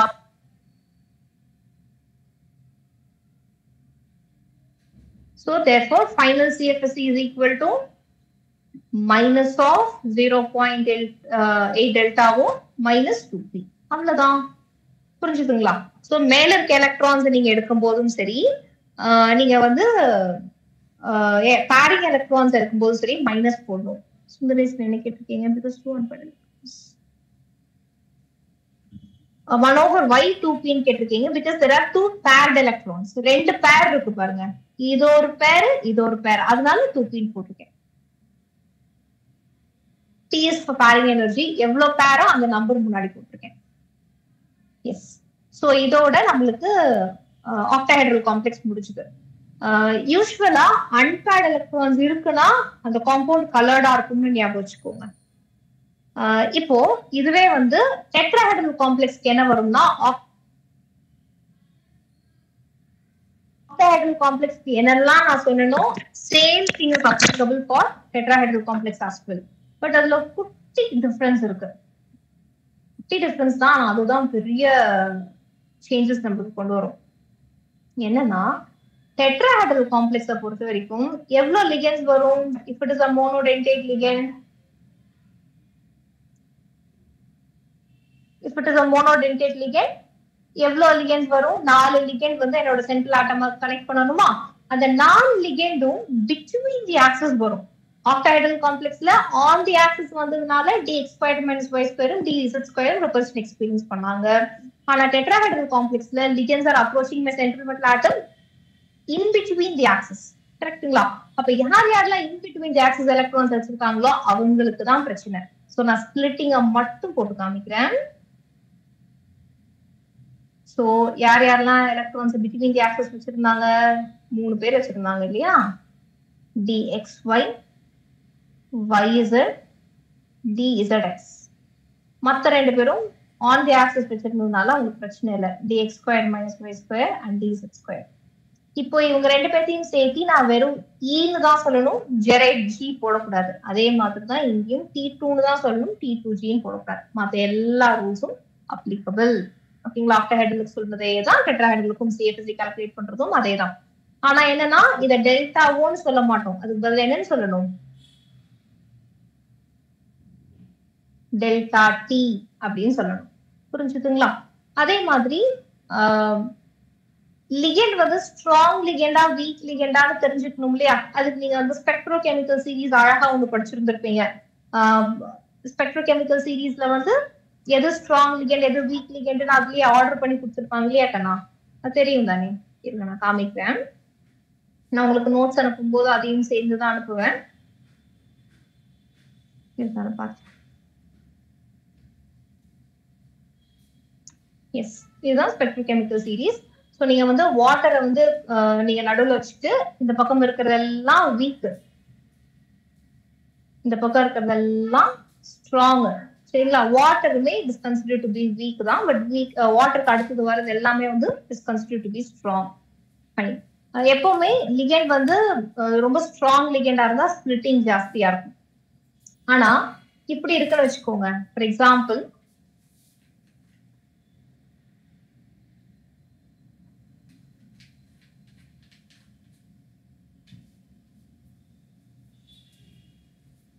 ரெண்டு காம்ப்ளெக்ஸ் இருக்கு. இது வந்து ஆக்டாஹெட்ரல் காம்ப்ளெக்ஸ், இது வந்து டெட்ராஹெட்ரல் காம்ப்ளெக்ஸ். சரிங்களா? இது ரெண்டுல எதுக்கு ஸ்பிளிட்டிங் அதிகமா இருக்குன்னு क्वेश्चन கேட்பாங்க. ஆனா இது ரெண்டுலயுமே லிகெண்ட் ஸ்ட்ராங் லிகெண்ட். கரெக்ட்டுங்களா? ரெண்டுமே வந்து ஸ்ட்ராங் லிகெண்ட், ரெண்டுமே ஒரே மாதிரி லிகெண்ட் தான் இன்ஃபேக்ட். கரெக்ட்டுங்களா? ஆனா இது ரெண்டுல எதுக்கு வந்து ஸ்பிளிட்டிங் ஜாஸ்தி அப்படின்னு கேட்டா ஆக்சுவலி ஒன்னு வந்து ஆக்டாஹெட்ரல் காம்ப்ளெக்ஸ், இன்னொன்னு டெட்ராஹெட்ரல் காம்ப்ளெக்ஸ் இல்லைங்களா? இவங்க ரெண்டு பேத்துக்கும் ஒரு ரிலேஷன்ஷிப் இருக்கு. Delta t is equal to 4/9 times of delta o. கரெக்டா? சோ நீங்க ரிலேஷன்ஷிப் போட்டு பாத்தீங்கன்னா தெரியும், எப்பவுமே ஆக்டாஹெட்ரலோட ஸ்பிளிட்டிங் தான் ஜாஸ்தி டெட்ராஹெட்ரலை விட. புரிஞ்சுதுங்களா? அப்ப இந்த ரிலேஷன்ஷிப் நம்மளுக்கு ஞாபகம் இருக்கும். அவ்வளவுதான். ஸோ சிஎஃப்டில இருந்து மேக்ஸிமம் இந்த மாதிரி கொஸ்டின்ஸ் தான் கேட்பாங்க. உங்களுக்கு வந்து சிஎஃப்எஸ்சி கால்குலேட் பண்ண தெரியுது அண்ட் கான்ஃபிகரேஷனும் எழுத தெரியுது. ஓகேங்களா? ரைட். ஸோ இதெல்லாம் நீங்க ஒரு தடவை ரிவைஸ் பண்ணிட்டு வாங்க. அண்ட் நம்ம நெக்ஸ்ட் கிளாஸ்ல நம்ம ஆல்ரெடி சொன்ன மாதிரி ஆர்கானிக் கெமிஸ்ட்ரியில இருந்து கொஸ்டின்ஸ் டிஸ்கஸ் பண்ணலாம். ஓகேங்களா? So first organic chemistry start பண்ணலாம், அதுக்கப்புறம் பிசிக்கல் கெமிஸ்ட்ரி, அதுக்கப்புறம் இன்ஆர்கானிக் போகலாம். ஓகேங்களா? ரைட். இன்னைக்கு எடுத்ததுல யாருக்காவது டவுட்